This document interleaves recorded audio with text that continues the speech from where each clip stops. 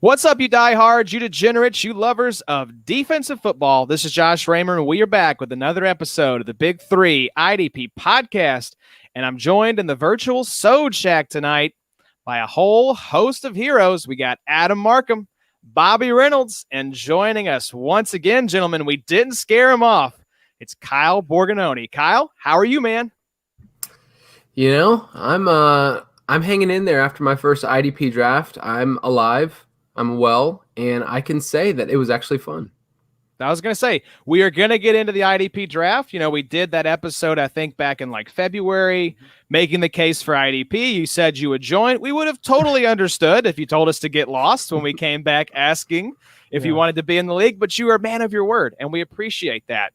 So you are now in the listener league with all of us. You had your first IDP draft. You not only survived, man, you thrived. And we're going to get into your roster tonight and look at it and break down some of the moves and see how you did. But before we get into all that good stuff, Kyborg, you had some big news drop here recently out of the fantasy footballers orbit. Hit us with the update in Kyborg land. It's exciting in the sense of, the Fantasy Footballers DFS podcast has been around the last couple of years. If you've listened in the past, Mike Wright hosted it the first year. And really, they were trying to think of this year what we could do to rebrand it, to make it feel like it's more like footballers. Since Mike has been away, it's just kind of strayed a little bit from that classic, footballers. We're all about entertainment. We're all about being accurate and being fun. And so, yeah, we've had some conversations just from Andy, Mike, and Jason about what it could look like. And my name came up in the sense of I love our brand. I love what we're about. And for me, I just want to feel like a DFS space can connect with people that are just figuring out for the first time. I feel like with DFS, you get in the weeds really quickly. And, there's all these different companies out there that are getting you to be on their subscription. And that's awesome. There's some awesome people in that space. But for us, we want it to be fun. We want it to be something that people can jump in. And so I threw out Matthew Betts, our injury expert, as the other person I'd love to have on the show. And it just kind of clicked for both of us to kind of try this out and to see, is this something where we could have some chemistry? And just having Mike, Jason, and Andy, just kind of their blessing of saying, like, you totally get what we're about. And I don't know, just for me, just how we run the show, I'm not trying to copy and paste. I'm not trying to do the same thing, but I am trying to bring listeners in who normally listen to that show. And it does help in the podcast space to walk into a show that already has thousands of listeners.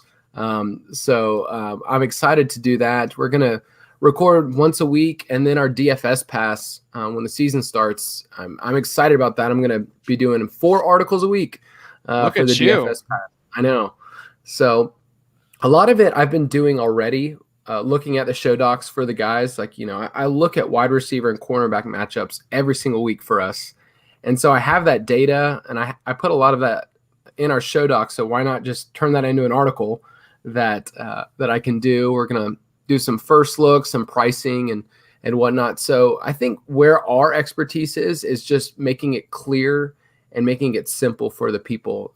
We like to say it's DFS for the rest of us. So I'm excited, and hopefully I have some pod chops I can throw out there soon.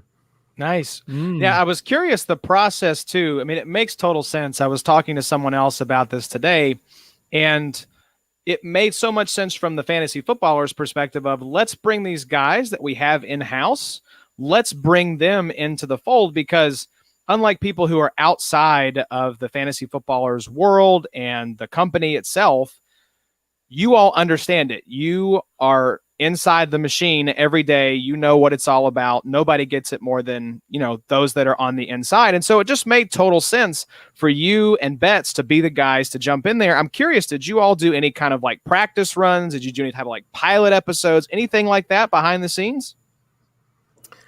I think of myself as I was a draft pick, by the Ballers, and they've just kind of like hid me away, AAA for a while.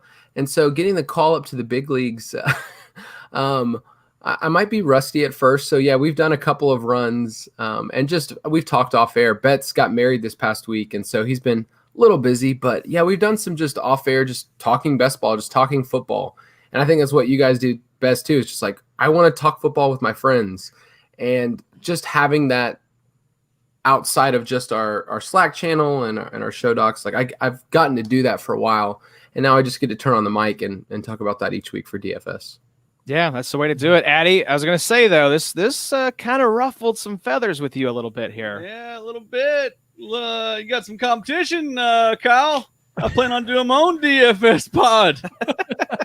I know. As soon as he heard this, that was the first thing he yelled into our Slack channel was, got some competition now. It was funny because I think actually Kyle told us in our sleeper chat that he was doing a pod, and I joked that what are you going to do, an IDP pod? But then he was like, no, I'm doing DFS. And I was like, well, I'm doing one of those as well. So there you go. So maybe a friendly rivalry will develop here between the DFS pods. Kyle, do you feel like maybe that the FF Ballers, took the leap on you because of your appearance on our pod? That's what I was thinking. Hey, maybe they saw the tape and they're like, this guy's got skills. They said something like, man, those other three guys, those are good looking dudes. And they kind of just elevated me to this position. So yeah, you guys should take credit in whatever way you want. Yeah, that's what I was going for. Yeah, you knew Adam was going to sneak in there. In debt to us, brother. Yeah, you picked the wrong three idiots to jump into bed with. You're instantly going to regret this. But we're excited for you, man. We're all subscribed. We're really pumped up to listen and kind of follow along on the DFS journey that you guys are going to be going on this season. Should be a lot of fun. I know you guys just dropped the first episode. Is the second one coming maybe coming weeks, or what's the schedule? Yeah, it'll be next week once Betts gets back from, I guess, his honeymoon. Jeez, yeah, whatever. Come on, Betts. I wish he would have recorded. I wish he would have brought just kind of that remote, but whatever. Yeah, we'll start back this next week, and we'll start doing some DFS strategy pieces. I'm currently in the middle of this research project. I looked at every single Millie Maker lineup, the winning lineup from last year, and I've kind of got some statistics. So we're going to break down just how you construct a $1 million lineup. No big deal, right? Yeah, no big deal at all. I think it'd be great if you would just slide in like little comments to Betts, like, who wouldn't have missed recording on his honeymoon? Adam. Who would have yelled a little more that episode? Adam. Is that his real last name? Betts. That seems a little too on the nose right there. It's forced. It's probably forced. Uh-huh. He definitely went and changed it. Yeah. Yeah. My co-host, his name is Sharky Shark. Yeah, exactly. His initials are DFS. Yeah. So, well, we're excited, man. We just wanted to touch on that right off the top. You're joining us in the podcast ranks, which is a lot of fun. I know we talked last time. You actually had a pod at one point, like years ago, right? So this isn't like totally new territory for you. Yeah, I used to do stuff with Fantasy Pros back in the day. I did a lot of baseball previews and football with them as well. But the one that I enjoyed the most, and I think you guys did as well, is just your home league. So my home league podcast, I did that for about 3 or 4 years. And man, I put in hours and hours and hours each week of tracking down everybody in my league, interviewing people, our, intro music, all that stuff. So I'm still going to try to do that for this upcoming season. I'm just trying to figure out a different format, but yeah, that's still my favorite format, if I'm honest. Oh yeah. That's the best. That's when you can be your most wildest, Yeah, exactly. You can air stuff out. You can be petty. Yeah. It's the best. Cause you're like, oh, only 12 people are going to listen. But I think we talked about this last time you were on. Then you have like 48 people listening and you're like, who are these weirdos that are listening to my fantasy league's podcast? This is so bizarre. I did not know people in Greenland liked this random league. Yeah, it was always Sweden for us. That's how we close every episode. Good night, Sweden. Big with the Swedes, huh? Absolutely. So, all right, man, let's get to the main course here the main course is the NFC South preview. We're going to talk about all of the NFC South teams, including your beloved Atlanta Falcons. But before we get to that, the people want to know, Kyle, how did you enjoy your first IDP draft? Anytime you get a draft, it's awesome. But for me, going in thinking, I felt like I was somebody who didn't understand anything about late round quarterback. Like that's the only way I could describe this. If I went into a normal draft and I was, drafting quarterback in the 3rd round or something, that's kind of like Adam did, right? Or Bobby. Bobby. Somebody- Second round, Patrick Mahomes. Thank you. Yep, sure. There you go. Sorry, the leagues are mixing together here. That's right. No, I mean, I just went in feeling like I feel weak. I know what I'm going to do with my offensive players. And, you know, you do a little looking around, just looking at other teams like, okay, this guy's taking a defensive lineman here. Do I need to do this? And so I questioned myself a bunch, but I feel pretty good about the offense that I got. And then even some of my favorite late round receivers, having a lot of bench spots also made me kind of question a lot of decisions, like should I be stacking more defensive players or just kind of even it out? And I also just have no idea. I had no idea going in. How do I find out if somebody is like a sleeper or has high upside at a position? I think I worked through that towards the end of the draft, that I started to get an idea of like, okay, this guy has a ton of snaps. He has a chance this year to, you know, to be a lot better than where he is in the rankings or whatnot. But yeah, I enjoyed getting a mix and match. I would just say my defensive players don't feel very sexy. Hey, man, this is the year. We've talked about it like ad nauseum. This is the year not to be sexy because the consistent dudes are the ones that you want to chase. Just the safe, secure guys. Yeah, so he's got Calais Campbell, Grady Jarrett. I mean, yeah, that's not the sexiest pairing. That's you got 2020 is not a sexy year, you know? no. Yeah, it's just a year just to hold on to what feels secure and feels safe. But I do like Calais there. I mean, he was actually up there in pressures. Like, even though he's what I think 46 now, right? Calais Campbell is actually 56. So even though he's up there, man, he was still like seriously top 5 in pressures. Honestly, you could almost swap out Kyle's bottom 2 D-line as easy as you could his starters in Jeffrey Simmons and Grady Jarrett. I mean, I'd be fine starting those 2 guys. I know they're both D tackles, but I think we all expect Simmons to eat this year. And then Grady Jarrett, I mean, obviously with Kyle's Atlanta love, you know, what's not to love there with him? Yeah, I was going to try to share the board here, but I got the message from StreamYard. This can cause your computer to crash. So we're just going to go down through the roster and talk it out. So, Kyle, you started off, looks like the first 9 rounds you went offense. So let's break it down, kind of the offense, and then we'll get into some of your defensive picks here. So you went with the AJ Bros. We'll get to them. But first round, you went Julio Jones, then Kenyon Drake, James Conner, AJ Brown, AJ Green, Mark Ingram, Ronald Jones, the most hyped player on Twitter right now. We'll get to him. Darren Waller, and your favorite player in the NFL, Marvin Jones Jr. So hit us with the analysis on the first 9 rounds there. I feel really good if I'm in your seat with those guys on the offensive side of the ball.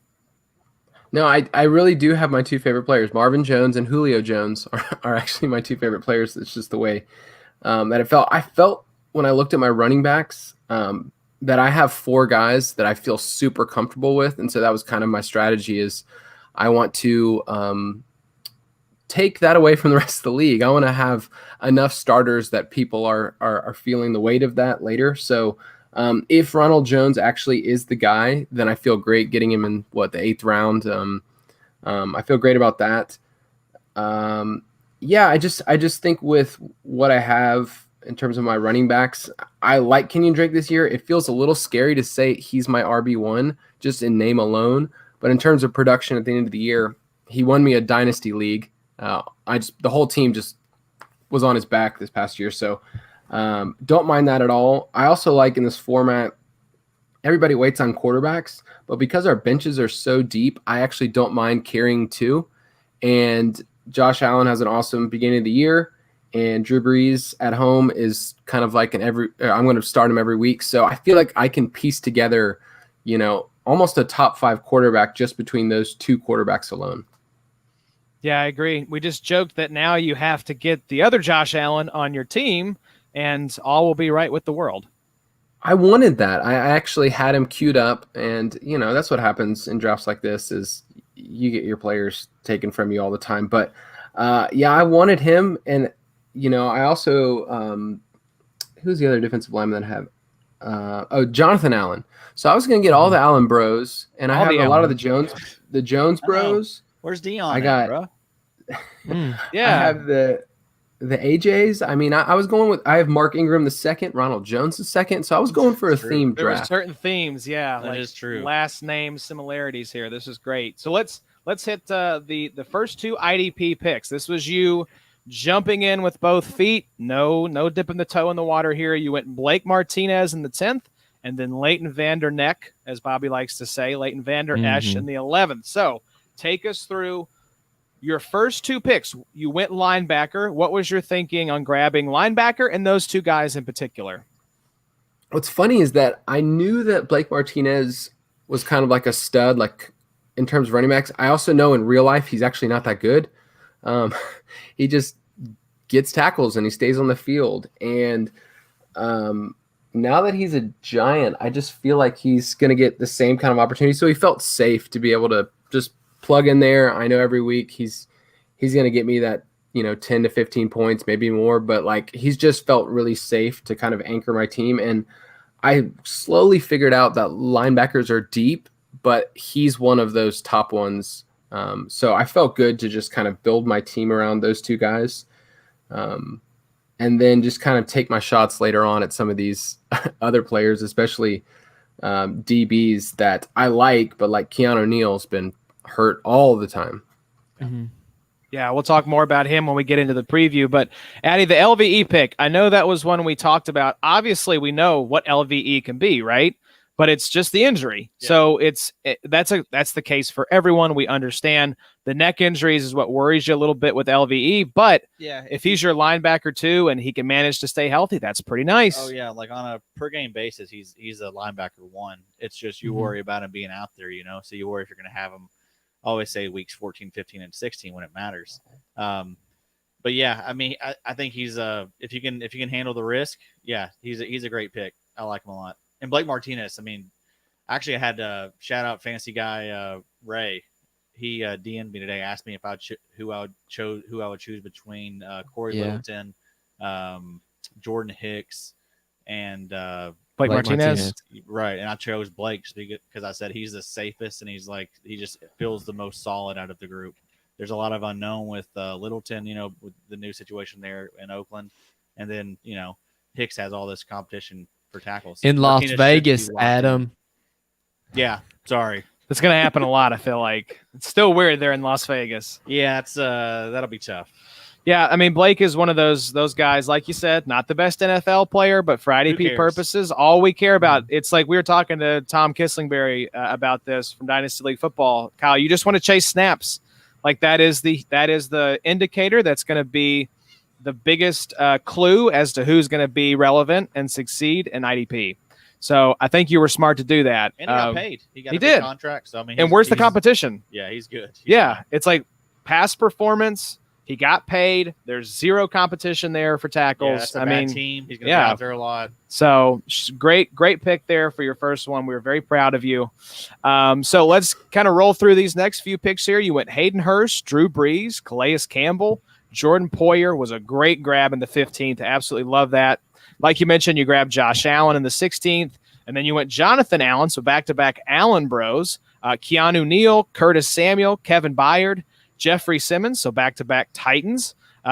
3 Titans in a row there. Darrington Evans, Kyle Van Noy, Xavier McKinney, Corey Davis, Grady Jarrett, and Brian Hill round out your draft. So as far as the IDPs, you have a really nice safety trio. I think Jordan Poyer as your one is great.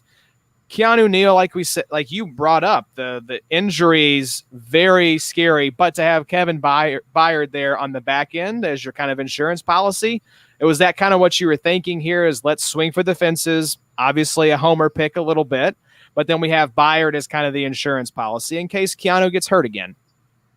Yeah, I think I was just trying to figure out with DBs, especially, a lot of these guys are safeties, how I think about them. I know last time we talked, like some of the best DBs, were players like, also on the Titans, like Logan Ryan last year, who like out on the field got beat a ton, but he was just out in the field the whole time. And so I think I was trying to figure out in my mind with safeties, what does it look like for someone to actually, be a difference maker? Like, when I saw Jamal Adams get drafted, I was like, okay, Buda Baker, those kind of players. It's like, okay, those guys are difference makers I'm seeing on the draft board, and who is somebody who I think could be that. And I think Neal can if he stays healthy. And then Byard is a playmaker. I just don't know how much that actually translates to IDP scoring. It does in this kind of league. We always say guys are big play dependent, which typically means that they're getting sacks or interceptions. Byard falls into that camp, but in a league like this, he's a great guy to have as that DB3. Yeah, he's a little all over the map. Like, you'll have those years where he's like top 6, and then he'll be, outside the top 24 the next year. Yeah, so he's a little up or down, but in a league like this, that's where you want to take your shot. Bobo, what was your favorite pick that Kai Borg had here in his draft? Speaking of DBs, I'm kind of rising on Xavier McKinney. I know we have the Blake Martinez, LB grab for the Giants there earlier, but we're talking about, who is his competition for tackles. We've got Antoine Bethea, who's gone, so now it's just going to be McKinney and Peppers. And I like McKinney for this year. Keanu Neal should be your DB2, but I would not be surprised if McKinney finished as a DB2 as well at the end of the year. A bunch of really, really nice grabs. Like Kyle Van Noy is very serviceable. Jeffrey Simmons is a D tackle, but Jarrell Casey's gone, so he's there by himself this year.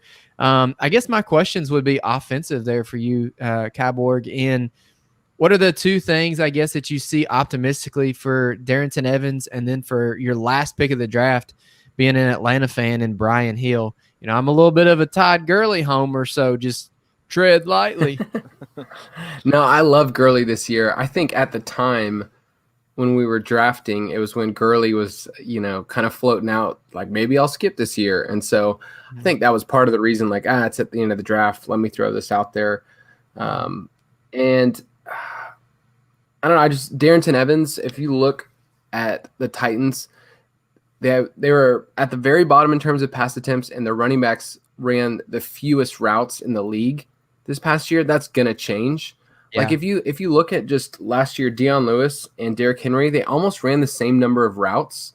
And Henry averages only like 18 targets. So I think if Evans is the backup, I know that Henry just got paid, but if he's the backup and I can get him this late, especially in a deeper league, then I don't mind it, because I think he could eventually carve out a role where he gets 3 or 4 targets a game or something like that if he can pass protect. And I loved him coming out of Appalachian State. So I have him in 2 dynasty leagues. He's kind of like my rookie that I'm grabbing super late in deep leagues. And I just have to mention my boy Curtis Samuel. I really think Curtis Samuel, I think he's going to finish as a top 24 receiver. That's hot. Wow. He's being drafted as a wide receiver 52 right now. But yeah. I can easily see him ending up in that wide receiver 2, wide receiver 3 range, and he's kind of free in drafts. He's going to be in the slot. For offense, and I can get him as like my 5th or 6th receiver. I think I've drafted him in every single draft this year. Bobby's got that pained smile on his face because your boy just sent away Curtis Samuel in a trade today. So he's like, undo. What's the veto? It was collusion, Commish. It was collusion. You got to undo the trade. No. The amount of money Curtis Samuel is being paid in that league, he's not welcome back here anytime soon. You're scared, and you know it, Bobby. You made a bad deal. I'm trembling, you fellas. Oh, well, we're proud of you. And if you had to give Kyle, this is one of our baby sharks. We're very protective of them. We try to help educate them, especially a lot of these IDP newbies. We've got some of them in the listener league this year. So what would be one piece of advice looking at this roster that you would give to Kai Borg before we get into the season? Okay, the offense is very good. Obviously knew what he was doing there. So the key for you, the defense, you have the pieces in place that are going to be fine. You have your studs in place. So you're just going to need to pay attention to the waivers. There's going to be, as we know, as we've talked about with offense, this is going to be the year of the backups, the handcuffs, et cetera, et cetera. So just stay active, monitor the injuries and stuff, memorize the depth charts. You'll be good. Yeah, so our boy Tom K puts out snap counts for every week during the season.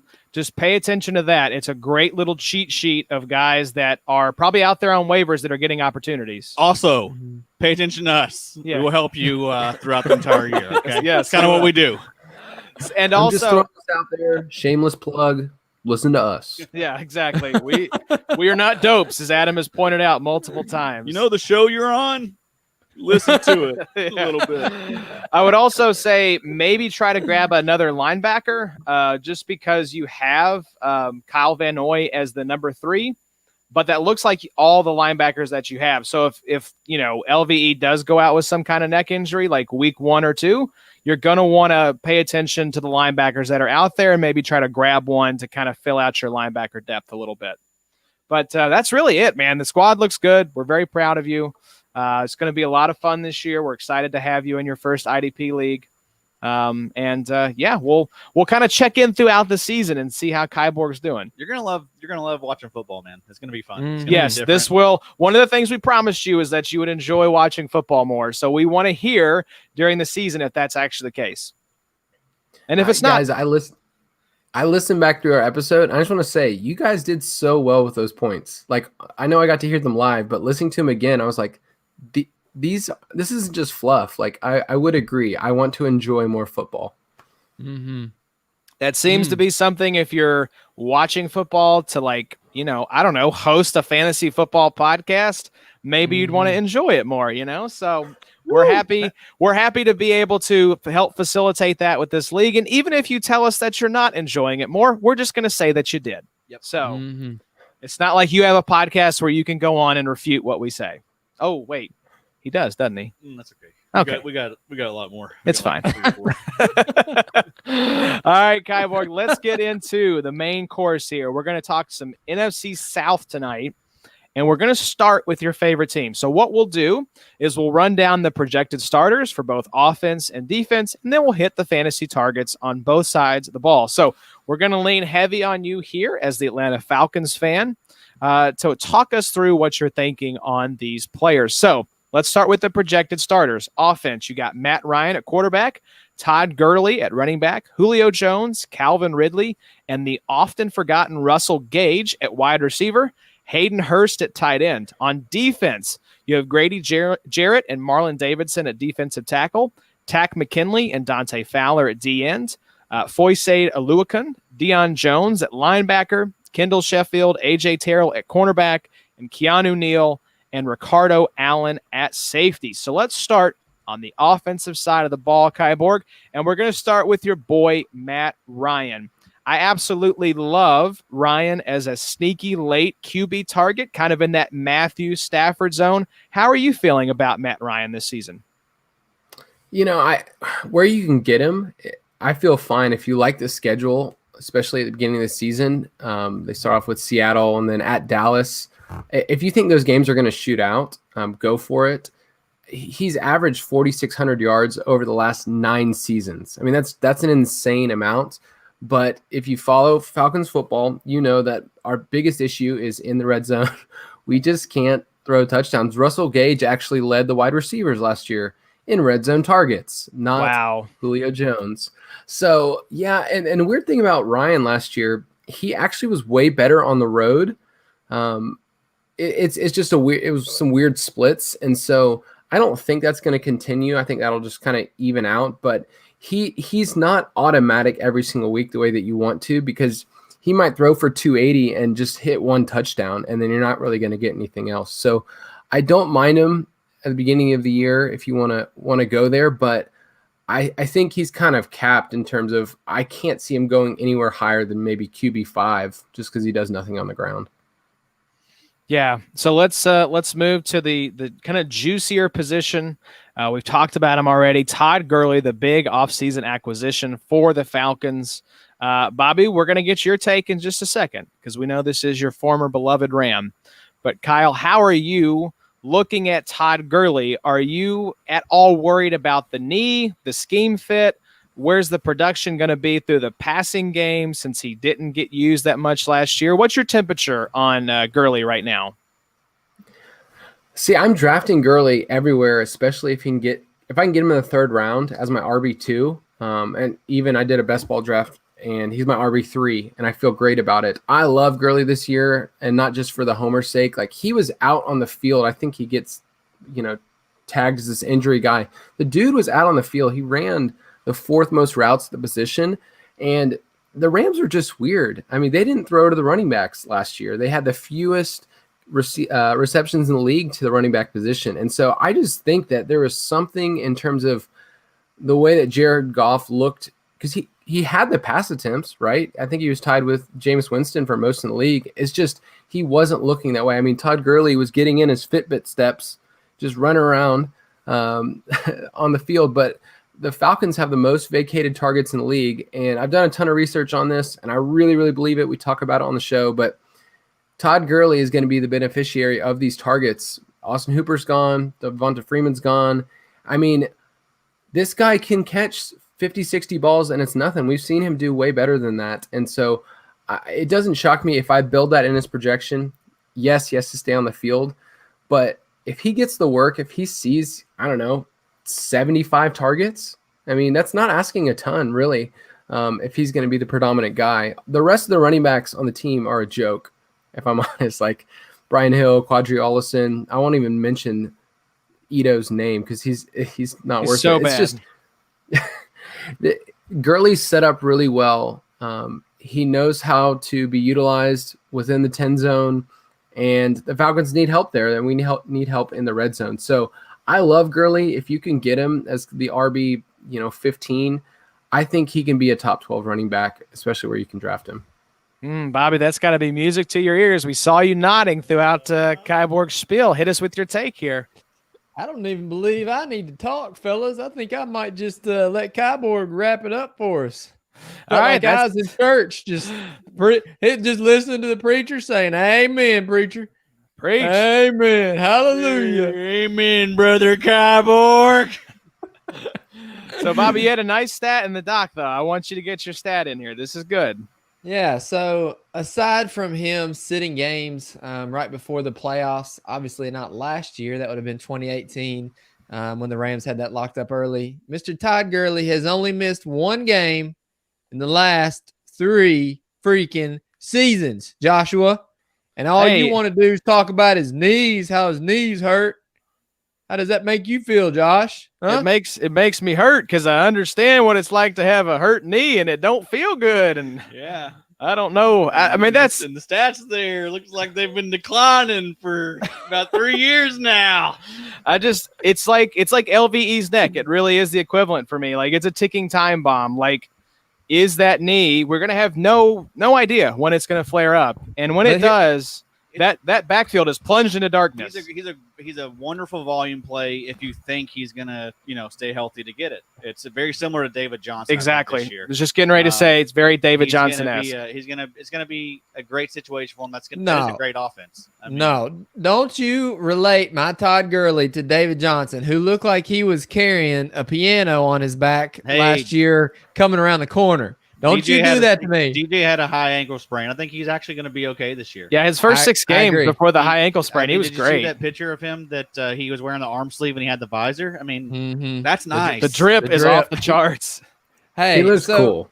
Yeah. So here's the tug of war with Gurley right now is that Gurley gets through the Jeff Fisher years and is fine, and all of a sudden the reemergence with Sean McVay comes about, and it's like, oh my gosh, this is like the RB1 for like, what did he have that year? Like 17 or 18 rushing touchdowns and had just a ton of receptions.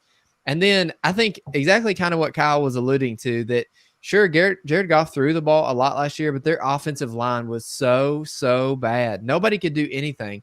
Goff didn't have any time to throw last year. So sure, I'm sure Todd Gurley does have a little bit of wear on his tires, but that offense was atrocious. And I don't know, Kyle can probably speak to the offensive line in Atlanta a little bit better, but it's got to be an upgrade to what the Rams were last year. It's barely. But yeah, no, offensive line has actually been a major issue in the past, but there is some continuity, which is something. I think Pro Football Focus has them in the 20s right now. So not great, Bob.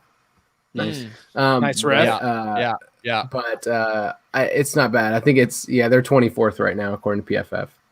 All right. So it could be worse. It could be worse. I think LA was even worse than that last year. So I guess it is a little bit of an improvement. But Addy, let's talk about one of your babies here. Julio Jones. Oh, man. And I want to start with you here. You've got him on our main league. You've got him on the squad with probably the dirtiest wide receiver lineup in the league.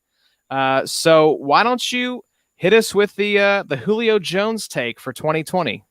I mean, I don't know. What can you really say about Julio? I mean, he's just always going to be top 5, it seems, every year. So I don't think that's going to be any different this year. I know we've seen a lot of talk about, Calvin Ridley taking another step. I still think this is going to be Julio's offense.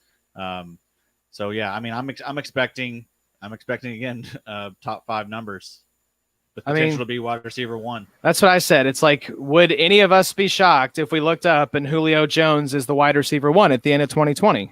No, I mean, I think there's a good chance that he leads the league in targets again. I mean, Michael Thomas probably has the best chance, but he should be right up there with him. I mean, what's the thought on the touchdowns, right? I mean, you just mentioned for some reason Russell Gage was the most targeted wide receiver down in the red zone, Kyborg. So is that the only hesitancy you have with Julio Jones this season, or is there something else we're not seeing?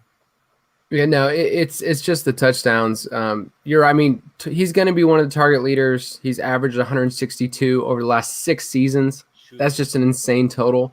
But in terms of if you watch Falcons games and if you watch what happens in the red zone, I did a dive a couple years ago.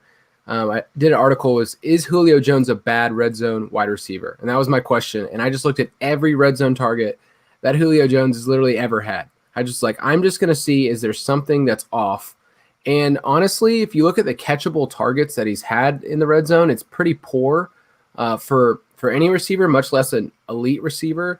So that's what has to change. I think, you're going to cap at like probably 8 touchdowns, unfortunately.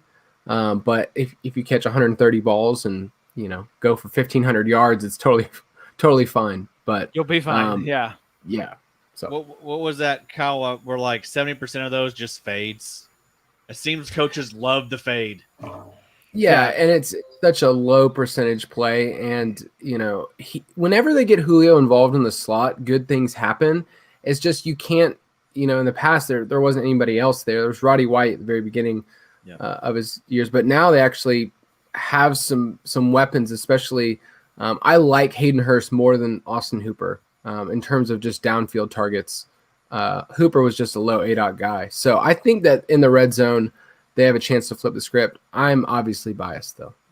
Yeah, I like Hayden Hurst in terms of hair, for sure. Yeah, the hair. Adam's big into the hair, if you can't tell. It's a big factor in the overall drip equation. Sure. And Hurst, like you said, guys, just grow your hair out. You'll get more love and more attention. You look good, you're going to play good. That's right. It's I believe that was Deion Sanders that said that, maybe. So let's talk about the other wide receiver there in Atlanta that is getting a lot of love this offseason, to the point where he's now going as the wide receiver 17 off the board at the 406 between A.J. Brown and Robert Woods. This is Calvin Ridley. He also has DJ Chark and Keenan Allen behind him. My question for you, Kyle, can Calvin Ridley live up to the hype? I've seen him as high in some people's rankings as like wide receiver 11, which is way too rich for me. I love Ridley in terms of what he gets to do for this offense, but he's not a burner. And, he's had a knack for getting in the end zone, but it's kind of been more, weird scenarios, like when he hit double digits his rookie year. So I can't count on that type of touchdown production. It's a fluke that those went to Ridley over Julio. And so I can't see him topping out in that wide receiver 1 range unless something happens to Julio and he just gets a stupid amount of targets. I haven't been getting him in a lot of draft, but if there's one player that can kind of, be Chris Godwin-esque, it's somebody like him, is the perceived wide receiver 2 that gets the targets. And what if Matt Ryan just ends up throwing it 680 times again? That's possible if the run game's not working, that he could see the volume. But right now, I actually haven't been drafting him. I'd rather have DJ Chark actually on my team. Yeah, I think I would agree. And Bobo, I think you're probably, it looks like from your notes here, off of Ridley because we know you're an admitted Hayden Hurst lover, but also because of this next guy, Russell Gage. this is a guy not to overlook, even though he's being undrafted as of right now. This is, Adam mentioned it, the season where we're going to favor depth, handcuffs, sleepers, waiver wire pickups. This guy had 74 targets in 2019.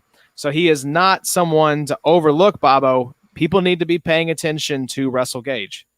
Yeah, for sure.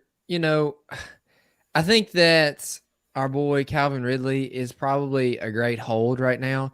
I just love when people get to the point to where they're overdrafted, like Deontay Johnson right now, or maybe not right now, but a couple weeks ago, the love for Deontay was crazy, and he's probably a good sell. That's kind of the same for Ridley. I think Ridley's going to eat this year. He's a great NFL wide receiver 2 to have behind Julio, but I just think that Russell Gage, and even we'll get into Hayden Hurst, I think they're going to see more targets this year. I don't know that Ridley's necessarily going to regress some because I think he's super, super talented. It's just really hard to make out right now who's going to see those receptions behind Julio. I was randomly listening to the have you heard that podcast with the Titans tackle Taylor Lewan? Yeah. He had AJ Brown on there the other day, and he was like, AJ Brown, who's your top 3 receivers? He said Julio, Amari, and Calvin Ridley. I thought Ridley was so. I hear some people really, a lot of people really like Amari because of route running, but it was just odd to hear someone like AJ Brown give Calvin Ridley that kind of love. I don't know. It's kind of struck me. All former Alabama. And that was another thing, another weird little tidbit. I just can't get over the fact, who was it? Rex Ryan called Amari Cooper a turd or something this offseason. I'm like, he knows he's probably had a Cooper on his fantasy team where he's disappeared for 3 or 4 games a season. That dude sucks. So. Yeah, it sucks so bad. So, Bobby, let's talk about the tight ends here. We've mentioned them. This is probably, I would say, one of your biggest man crushes for this offseason, Hayden Hurst. We know the draft pedigree, taken before the Ravens selected Lamar Jackson, which is kind of crazy. And the Falcons paid that 2nd-round draft pick cost to get him. We know that the Falcons tight end position can be very valuable. Look at Austin Hooper, who was tight end 1 there for a while last season. So, Kyborg, what am I missing? Is Hayden Hurst just locked in as a top 12 guy here, assuming health? We're having to project a ton into what he could be because honestly, through a couple of years in the league, it's really been nothing in terms of fantasy production and on the field. So there's nobody else there in Atlanta that should give him any sort of competition. So if he sees the snaps, if he sees 75 to 80 targets, maybe he's the one that lucks into the touchdowns this year. Maybe he's the one that gets the 8 touchdowns and he becomes valuable. He's worth a shot. And if he has those kind of seam routes, I looked this up. He actually ran more deep routes and was targeted more deep than Austin Hooper was, but he ran 271 less routes than him. So in terms of his usage, he's been a player that can actually get downfield where Austin Hooper was more just a safety valve. So I like his upside, but he's one of those tight ends at the end that could he? Yes, he could easily just finish though as the tight end 18 and not do anything. Yeah, Bobo, I'm going to put you on the spot here. You got it in the doc. I'm curious to see if you're going to put it on the podcast. Where are you projecting Hayden Hurst to finish this year in the tight end rankings? You got to catch 8 balls for 50 yards, and you're basically a top 12 tight end at this point, it seems like. But I'm going to pin this boy in for a top pin, not even pencil. I'm going to get my pen out and put him in, pin him in for the top 5 finish this year. That's Whoa. Easy peasy. Easy peasy. Loves it. He's basically the Darren Waller, right? The guy who it seems like it all makes sense. This is, much better hair. That's really, Adam's just all in on, if you got the drip, if you got the swag, you get looks. It got an immediate bump up. And I'm going to give you this next one here, Addy. This is the Falcons kicker.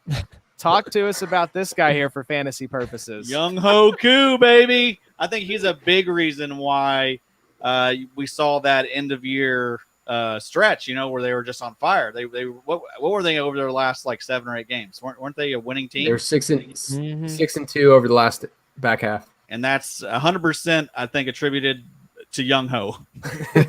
You put the picture in here, and I'm pretty sure you just put it in because he's wearing Michael Vick's number 7, and he has a tattoo. Is that correct? That was Bobby that did that. Oh, Bobby did that. Thank you, Okay. Bobby. But I did add Young Ho when he was. I noticed he was missed.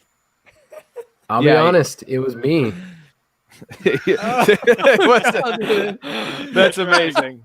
Excesses. Yes, he knows. He knows what it is that stokes the fire for Addy. It's the jersey. It's the tattoo. Hey, he is drippy, isn't he? Yeah, he's got that. the drip. the head full of helmet right there. That face is bursting out of that helmet. I'm gonna go add him. Right. I mean, seriously, he's gonna be a great kicker this year. No kidding. You've gotten rid of kickers in pretty much every league, Adam. That's true, but there are a few that I'm not the commissioner of. Yeah, Adam's going to be checked out for the next couple minutes here. So let's jump to defense. Kyle, I know you're a newbie in this realm, but I know you also know your Atlanta Falcons, and you know this next player because you drafted him. So Grady Jarrett, you were, probably thinking, okay, who's a late round guy here that I can grab? I need some defensive line depth. Grady Jarrett. What was your thinking? What are you expecting from Jarrett this year that made you want to add him to your inaugural IDP squad? One thing, it was just I felt like it was a value. Like he just hung around in our draft like way too late, and I had him kind of queued for a while. I know that he's on the field. I know that he's productive. I also know that defensive tackles. This is what I know so far about IDP. Defensive tackles don't mean as much as defensive linemen, but I just needed someone that was steady and that I could plug in and feel like, all right, he's going to give me a safe floor. Yeah, it was surprising. I knew that he had a great year, but actually finished as D tackle 3 last year, 27 years old, Addy. So that means he has what? Grown man strength. Grown man strength. Into it That's right. now. He's coming. He's Really? not even, we haven't even seen it yet. Right. Calais Campbell, probably the poster child for grown man strength. 806 snaps. That was 78% of the defense's overall snaps. Absolutely love Grady Jarrett, especially in D tackle required leagues. Addy, what are you feeling about this man here? Yeah, I love Grady Jarrett. So among all defensive linemen and edge players, Grady was the sixth highest rated. Wow. So amongst all defensive linemen and edge. Edge. Yeah. Wow. So yeah, I mean, he's great. He had 46 pressures, 7.5 sacks, and 69 tackles. That was very nice. Very nice. But I mean, that's kind of what Kyle was talking about. That's the nice floor. A guy like that still has decent sack numbers, but also like 69, 70 tackles. Like that's really, really good. Mm-hmm. Yeah, I wanted to look it up here because you're right, Kyle. Defensive tackle, not as valuable as defensive end, but in our RSO league, again, this is big play. Scored 196 points last year. And so I wanted to pull up here and give you an equivalent defensive end. So that would have been between Justin Houston and Yannick Ngakoue. So good for about defensive end 10 or 11. Good. So Grady Jarrett, even though he is designated as the D tackle, is absolutely amongst the top, 15 defensive linemen that you should be looking at. So the fact you got him that late in the draft, we're kicking ourselves for sure. So nice job is what we're trying to say. Yeah, we're very proud. You little wizard. You little wizard. Go me. Go me. Go Kyle. Uh-huh. So, Bob, why don't you kick us off with this next guy here? This is someone coming over from your beloved Rams, Dante Fowler Jr. How are you feeling about old Fowler this season? Not so great, Joshy. Dante right now is a sell to me, and I'll tell you why. The year that Ndamukong Suh spent with Aaron Donald, he had 59 tackles, 4.5 sacks, and then switched from the Rams to Tampa Bay in 2019, went to 41 tackles and 2.5 sacks. I know that Grady Jarrett is good. I know Grady Jarrett can be kind of put in the same stratosphere as Aaron Donald at times as far as defensive tackles go, but I'm just not one of the people who is buying Dante Fowler's 2019 production to continue into 2020. I don't want to get into it too far. I don't think any of us are very big Takk McKinley fans. I just think that Dante Fowler is going to be pretty much he's going to be the star by himself there in Atlanta. And I don't foresee 11.5 sacks again. His years in Jacksonville, he had 4 sacks in 16 8 sacks in 17, and then 2 sacks in 2018. And he was a first rounder, right? Dante Fowler, was like number 3 overall pick. He was top 10 for sure. And he got hurt that first year with the Jaguars in camp. He did. That's right. I remember that because a lot of people were like devastated to lose a top 3 pick. Still just 27 though. That's right. He had a lot of pressures last year. He had 67 pressures. That's nice. So I mean, that's up there. That's that was actually 13th best in the NFL. It was surprising when I looked. I've been low on Fowler, perhaps too low though. Did not realize that he finished 2019 as D-end 11. Yeah, I think I think a lot of people kind of echo what Bobby was saying. They don't believe in him yet. They still need another prove it year. Well, I mean, you're gonna miss out on some value because he's still going like after defensive lineman 20. Like he's been a value in every single draft I've done. Yep. And I think he'd easily finish inside that. That's a good point. I just don't want people to think that he's going to have another 10 sack year just because I don't know if that's what you're going to see. He might have a 6 to an 8 sack year, honestly. What did you, I completely missed that because my son ran in yelling Blippy. What's his ADP as far as lineman? Where's he going right now, Adam? I'm not sure. I just know that in every draft I've done, he's always like slept on. Like I'm sure in our listener league, he was even a late pick. Yeah, we can look it up. But, he finished ahead of guys like Josh Allen, Calais Campbell, Melvin Ingram, Trey Flowers last year. All guys 100% for sure are getting drafted ahead of Dante Fowler right now. Yeah, 67 pressures. That's nothing to, shake a stick at. That's right. Nice. That's right. So, Kyle, I'm curious. Aaron Donald. Send Aaron Donald some Omaha Steaks, Dante. Grady Jarrett's just fine, Bobby. Younger. No. Entering that grown-ass man stage. So, Kyle, I'm curious, as an actual Falcons fan, it seems like Takk McKinley has been a bit of a disappointment. He was DN 48 on about 52% of snaps. First-round draft pick. What is the Falcons fans' temperature on Takk McKinley? One, we're not great at drafting on defense. I'll just say that. So, yeah, in terms of him out on the field, I just don't see enough plays being made for just what we thought we were getting out of UCLA. So yeah, I'm would be fine if he just moved on. Yeah, that's a perfect answer. That's right. We can move on. Yeah, I was gonna say no further need here to talk about Takk. Let's go to Deion Jones. This is someone that I know a lot of IDP analysts are high on. Big 3 Network host Joey the Tooth has projected him to be the linebacker 2 overall. I went and looked because I was curious if I was missing something on Jones. He played 949 snaps last year, which was about 91%, second on the team. Finished as linebacker 29. Devondre Campbell, the Vampire, linebacker 18. So I've got Deion Jones as my linebacker 19 right now, and that's kind of where I see him. He's a nice option for your LB2, but I just don't see him as an LB1. Yeah, I totally agree. I mean, I think that's my Twitter background. So, I mean, I love the guy, but I've had the he is in my opinion, like a top 5 actual NFL linebacker, but he's just not a tackle eater like some of those other guys. You have to kind of rely on the big plays with him, which he usually makes them, but it's hard to count on those. So yeah, I mean, I think I may have him ranked like linebacker 14. Yeah, he's not a guy I want as my LB1, LB2. Yeah, that's fine. And I figured, he wouldn't be, his ADP would be lower considering he has kind of been a letdown the past 2 years. He got hurt in 2018, and then last year, he played all 16, but he just was kind of underwhelming. I think we keep doing but this is the year kind of game with him of he was hurt. So last year, this is the year he's going to make that leap. Oh, right. Well, he had Devondre Campbell, the tackle leader. This is the year he's going to make that, leap. And I'm just not willing to take that gamble. Bobby, what about you? This is the year that Deion Jones will be at LB1, Josh. Okay, if you want to take that gamble, go for it. Hey, I'm a gambling man. You look at Devondre Campbell being gone. I don't think that Oluokun. No, Ayukin. Now you have or Deion Buchanan. I don't think either of them are very, they're fine. But just wait till the end of the year, Joshy. Old Deion, He's gonna be better than the LB19. That's disrespectful right there.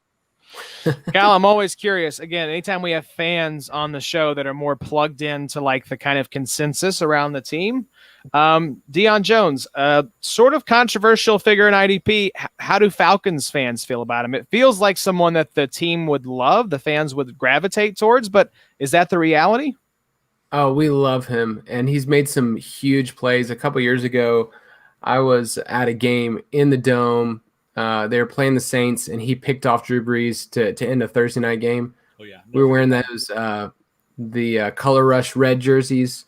Kamara got hurt that night, so I mean he made a big play, and that was my question. You guys answered it. It seems like for IDP, you would say he's a great linebacker in the NFL, but for IDP, he doesn't rack up quite the counting stats that you would want.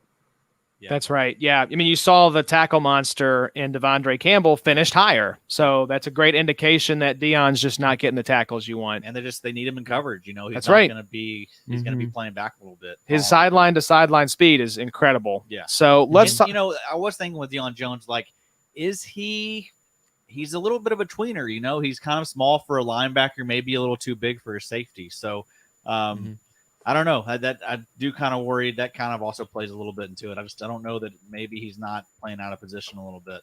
It's true. That's true. Well, let's talk about his new linebacker mate there in Foyesade Aluakun. This is just personal. This is kind of like Mike Wohlert with Max Crosby, not rooting it in so much logic and stats. I've been down this road before, and I'm not going back. I was all in on Aluakun last year. I understand the opportunity is there with Devondre Campbell out of town, but I'm just not doing it, Addy. But I think you may be on the other side of, I'll take a shot. Yeah, I'm fine with it. I mean, he's going to be going, probably undrafted in a lot of leagues, and also sleeper. He gets the defensive back designation. Yeah, that's crazy. That's a great reason to have him rostered in sleeper, Bobby. Do you think he's worth the roster spot in other more conventional leagues? He's fine. Move on. Bobby bringing that this is what you're going to get, Kyborg, when you tune in. Just these hot takes here. So mentioned Michael Walker, he's the rookie, right, that they brought in. Yeah. Does anyone have any thoughts on him? Well, Kyle said they're terrible at drafting defense. So down arrow for Michael Walker. My Aluakun take goes to this next guy. The way you feel about Foyesade is basically how I feel about Keanu Neal, Josh. There you go. So Keanu Neal, it's one of those guys you just wish things had turned out differently so far in his career.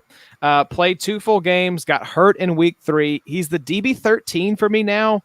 It's like I know that there's upside there, but with that injury risk, I'm not taking him as my DB1. No, and I mean, they were like serious injuries, Achilles and a torn ACL. Yeah, pretty much the 2 worst ones that you can have, short of like a bad neck or like, back injury. Yeah. And then still the price is still kind of too high. Like he's still going in that, 10 to 15 range. And that's, I don't know. That's the risk isn't really, I don't know. The value's not there for the risk. And then when he gets hurt and you go grab DeMonte Kazee, they're like, hey, Kazee's not going to play Keanu's role. It's going to be somebody else. You're like, oh, great. Glad I just spent all that fab on Kazee. Cool.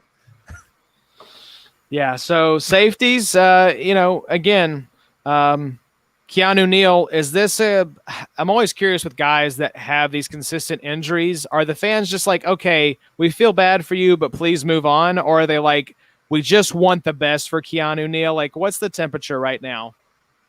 I don't know if you remember when we drafted Neal, it was controversial for us because, like I said, we're bad at drafting defensive players, but we drafted him in the first round when there was a lot of other, high profile players on the board that people wanted. But people love him here. And so we just want him to be healthy. I looked at my draft because, he's my DB2 and I got him accounted at DB 14, so pretty close to what you guys were saying. And no, when I drafted him, I was like, you know what, I know what he can be, and a couple years ago he was awesome, but it was kind of risky. But I'm glad he's not my first DB. Yeah, I mean, if he's back on the field and if he's healthy, you can be the one who says, I'm not going to let past injuries dissuade me from taking a guy who's talented, who has opportunity.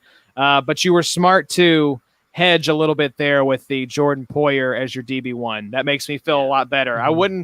I wouldn't be able to say in good confidence that in good faith that you made a smart move taking Neal as DB1. I mean, I like Neal there. 14's fine. It's not a reach. And Neal's been somebody in IDP Twitter. There's been a lot of conversation about like him in some deep leagues, and people have asked about what you think about Neal, and you're like, man, if you don't have to give a whole lot, he could really hit and be like awesome this year. He just has to stay healthy. Insert Christian Kirksey joke, or who else could we got that could just stay healthy and they'll be awesome? JJ Watt. There we go. Lots of guys. 6,000% pain. Yeah, exactly. 6,000. Maybe what he's feeling. Hopefully not this season. We wish the best for JJ. But all right, so that was a trip through Atlanta, Kyle's favorite team. Kyle Borg, we appreciate you bringing the insight as a Falcons fan there. We're going to look now to the Carolina Panthers. This is pretty much a remade team from top to bottom, Addy. Both sides of the ball got a facelift, and we're going to talk about the fantasy relevant pieces. So let's start on offense. They are starting Teddy Bridgewater at quarterback, Christian McCaffrey at running back, DJ Moore, Curtis Samuel, and Robbie Anderson as wide receivers, and Ian Thomas as tight end. The defense, we'll see, but right now, these are the guys that we're going to go with. Derek Brown and K'Wan Short at defensive tackle, Brian Burns and Yetur Gross-Matos at defensive end, Shaq Thompson and the handsome one himself, Tahir Whitehead at linebacker, Dante Jackson, Eli Apple, and some human being named Corn Elder as cornerback, and then Trey Boston and the double end, Jeremy Chin at safety. So let's start on offense. This is I think the more exciting side of the ball, just because the defense, we got a few pieces we like, and we'll get to them. But Kyle, start us off. Teddy Bridgewater, Teddy Two Gloves. We all love Teddy Two Gloves. Went to Louisville here in Kentucky. What is your outlook for Teddy? Is he a guy that you're interested in at all if you're adhering to the late round QB strategy? Honestly, I'd rather have him as a QB2, but if you are interested in just saying, I want to swing for the fences and get this guy early, they have some matchups I like. Those first 2 weeks, they play Las Vegas and they play at the Buccaneers. So those are two matchups where I feel like he's going to have to actually throw to keep them in it. Their defense is going to be atrocious this year, but what I love about this team is there's so much there's so many changes, but this team actually has some chemistry built. Matt Rule, has some chemistry built. He was with Robbie Anderson when he was at Temple. Teddy Bridgewater, was with Joe Brady, who was part of the Saints. So they know each other. They know how to work with one another. And with Teddy, if he just continues to get pass attempts, like if the Panthers are once again at the top in terms of pass attempts and pace of play, I mean, they were top 5 last year in pace of play. So they're just getting these plays over and over and over again. And they're going to run 3 wide. I like his chances if the volume's there. He's, his ADOT's always been super low, but just pure volume.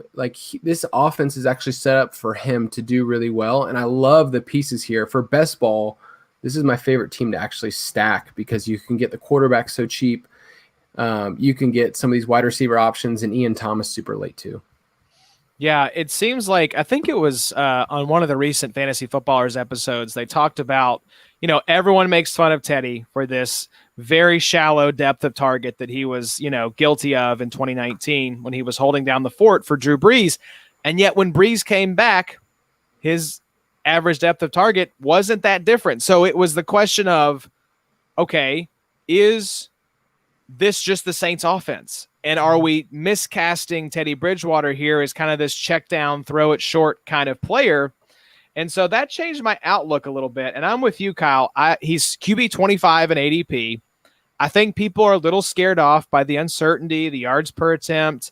I'm optimistic. If I have one of the top 4 guys, the Dak, the Kyler, the Patrick Mahomes, Lamar Jacksons, those type, and I'm looking for a backup, I'll take a swing on Bridgewater. I mean, what if this Panthers offense is really good?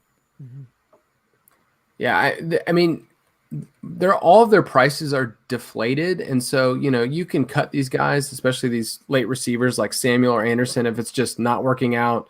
they didn't have time to gel through this COVID offseason. Like, I mean, that's totally a possibility. But if they hit and if they're getting those attempts and they're running, an offense with 3 wide, I like their opportunity. And this is one of my favorite things to do in fantasy. Whenever you look at a team that's just ambiguous, I don't know what they're going to do. A lot of times you can actually tell by looking at their ADP. You look at a lot of the Bengals pass catchers, like all of their guys are deflated because you're like, I don't know what kind of offense is going to be with Joe Burrow. Like, I haven't seen it yet. That's when you get a chance to buy and take your shot. And it's not always going to work, but ambiguous offenses a lot of times give you the opportunity to swing for the fences. And so that's why I love Teddy. I actually looked the other day, he's 10,000 to 1 odds to win MVP. And if you watch The Office, and if you've ever heard Kevin Malone say this, if you ever get 10,000 to 1 odds, Take it. You take those odds. If John Mellencamp ever wins an Oscar, I'm a very rich man. Bobby, I know from looking at your notes here, you're going to give Teddy Two Gloves some love. Yeah, just real quick. I know that his 7.1 yards per attempt in 2019 is a little interesting, but the Saints actually averaged 7.3 on the year, which puts him 10th overall in the actual NFL. And Teddy's 2 years in Minnesota, his 2 years of yards per attempt, 2014 was 7.3 and 2015 was 7.2. I do think they probably capped Teddy a little bit in New Orleans. I think they just kind of wanted to tread water and to try to, make him an Alex Smith just as a game controller. Give the ball to Kamara. Let's try to win on the ground, throw some short routes to Michael Thomas and to Jared Cook. And really that's all they ran all year, honestly, for Breeze too. They did Traquan Smith, Keith Kirkwood. No, but they didn't really have a downfield threat. So I don't know. I'm a little bit more intrigued by Teddy, I guess, probably than most guys. The injury risk is probably still worrisome, and we're probably not talking about that enough. But he's super, super deep in most leagues and definitely worth the value to me. And they've had to remake their offensive line too. So that's the other part of this that's like, that's not automatic. Yeah. It's going to be too many things to try to gel in a year. It's going to be hard. But, man, the cast of weapons that they got is pretty deadly. Yeah, I love Teddy. I mean, that defense is bad, so they're going to have to, I think have some shootouts to stay in games. Mm-hmm. And he's just like he's going super late. I think if you're going to wait on quarterback, I think he's perfect. I think, pairing up with someone like Kirk Cousins or Tannehill, or I think that would be a awesome combo. And if you look at our listener league, Kirk Cousins, Phillip Rivers, mm-hmm. Gardner Minshew, Carr, all those dudes are available right now. So, I mean, you don't have to, really, you can wait on these guys. But I think like streaming a couple of like those options, Teddy would be at the top of the list for me out of that group. Yeah, take the shot. It's like you don't know. So if you don't know, try to capture the potential upside that's there. And if it doesn't work out, just move on. Yep. So let's talk. I'm just going to drop one little nug on Christian McCaffrey, and we're going to move on to these wide receivers because what can we say about CMC that hasn't been said? This was insane. One of my favorite stats from last season in our RSO league. CMC could have scored 150 fewer points in 2019 and still would have been the RB1. That's how good Christian McCaffrey was. And we'll see a very similar stat later on for the wide receiver leader on the next preview here. So DJ Moore. Addy, I'm curious here your note on DJ Moore. It seems like maybe this is someone that the old Twitter community is buzzing about. Yeah, I think that it's like I think Twitter values CMC 101, and then I think it's DJ Moore 102. That's just how. Speak on it, Addy. He's just super hyped. I agree. He's a really, really good player. I just don't know that we're ever gonna see the ceiling that people think that he seems that he's gonna have. I don't know though, man. I like him. He's talented, but I think the hype's a little out of control. He's going like in near the end of the first round. That's a little crazy right now. Hey, so, as somebody else in North Carolina once said, the roof is the ceiling. That's right. Yeah. So DJ Moore, I in one of our leagues, I went DJ Chark, DJ Moore, DJ Bros as my wide receiver 1 and 2. I'm feeling pretty good about that combo. but it is not lost on me that the DJ Bros are both kind of riding this wave of like Twitter hype, where it's kind of like you're the grumpy old man if you're not down with these two guys as like locks for the top 12. I mean, yeah, I could see it, but again, we're giving Teddy this kind of uncertainty here, so we can't not ascribe that to the wide receivers, the weapons as well, and at least acknowledge the fact that there's a lot up in the air here. Like there's a lot of good options now. You know? Yeah, wide receivers very Moore. deep. I like Robbie Anderson. We like Ian Thomas. We know that CMC is going to catch a ton. I didn't mention Kyle's boy, Samuels. I mean, so I don't know. I just don't see him ever reaching that top 6 wide receiver status. At least not yet. Yeah. Kyle, would you rather grab DJ Moore really high in a draft or wait and grab Curtis Samuel later on?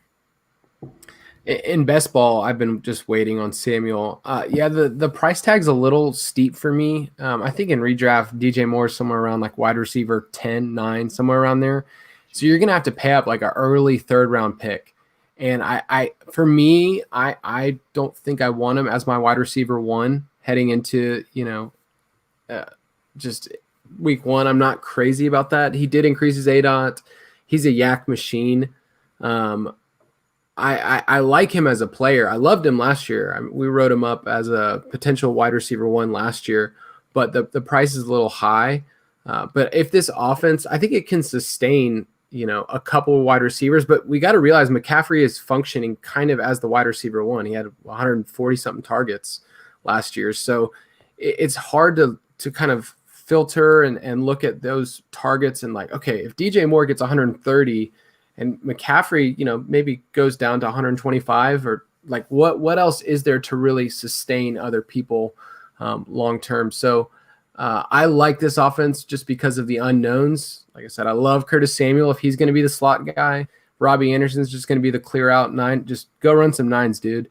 Then I like Curtis Samuel underneath, and then I like Ian Thomas too. Like he ran out of the slot the second most among tight ends last year, right behind Gesicki. So he's a pass catching guy. So hopefully they just, throw it 50 times a game. That would be awesome.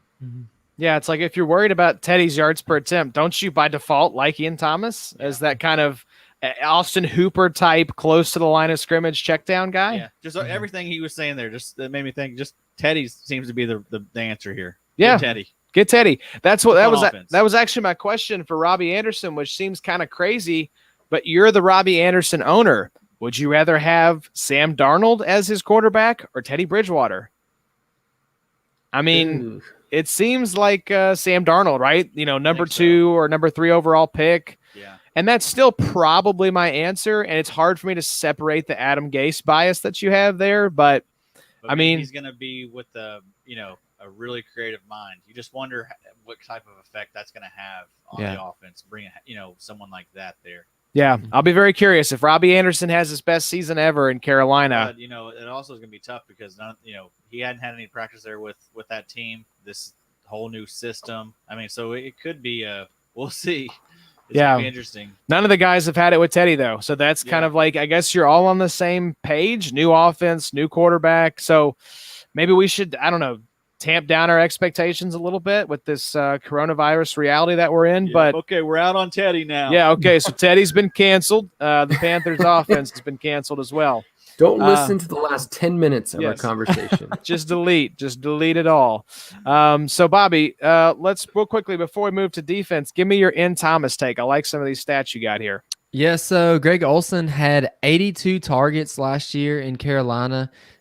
Jared Cook had 23 targets in his first 7 games. With Teddy at the helm, no, Teddy didn't play that many games. I think Teddy played 5 or 4? 6. I thought it was maybe 4. Yeah, 4 or 5. Okay. And he then 5-0. 5-0. There you go. I like Ian Thomas's athleticism. I really think he has tight end 1 upside, exactly kind of what we've been talking about. But the thing that was papered over that I want to put a point to is Curtis Samuel. Somebody pointed out today, I think is the editor of the Fantasy Footballers, that we should have that guy on the show, Bobby. I know. What's wrong with us? There was something like 40 uncatchable passes thrown Curtis Samuel's way. So let's just say he catches half of those.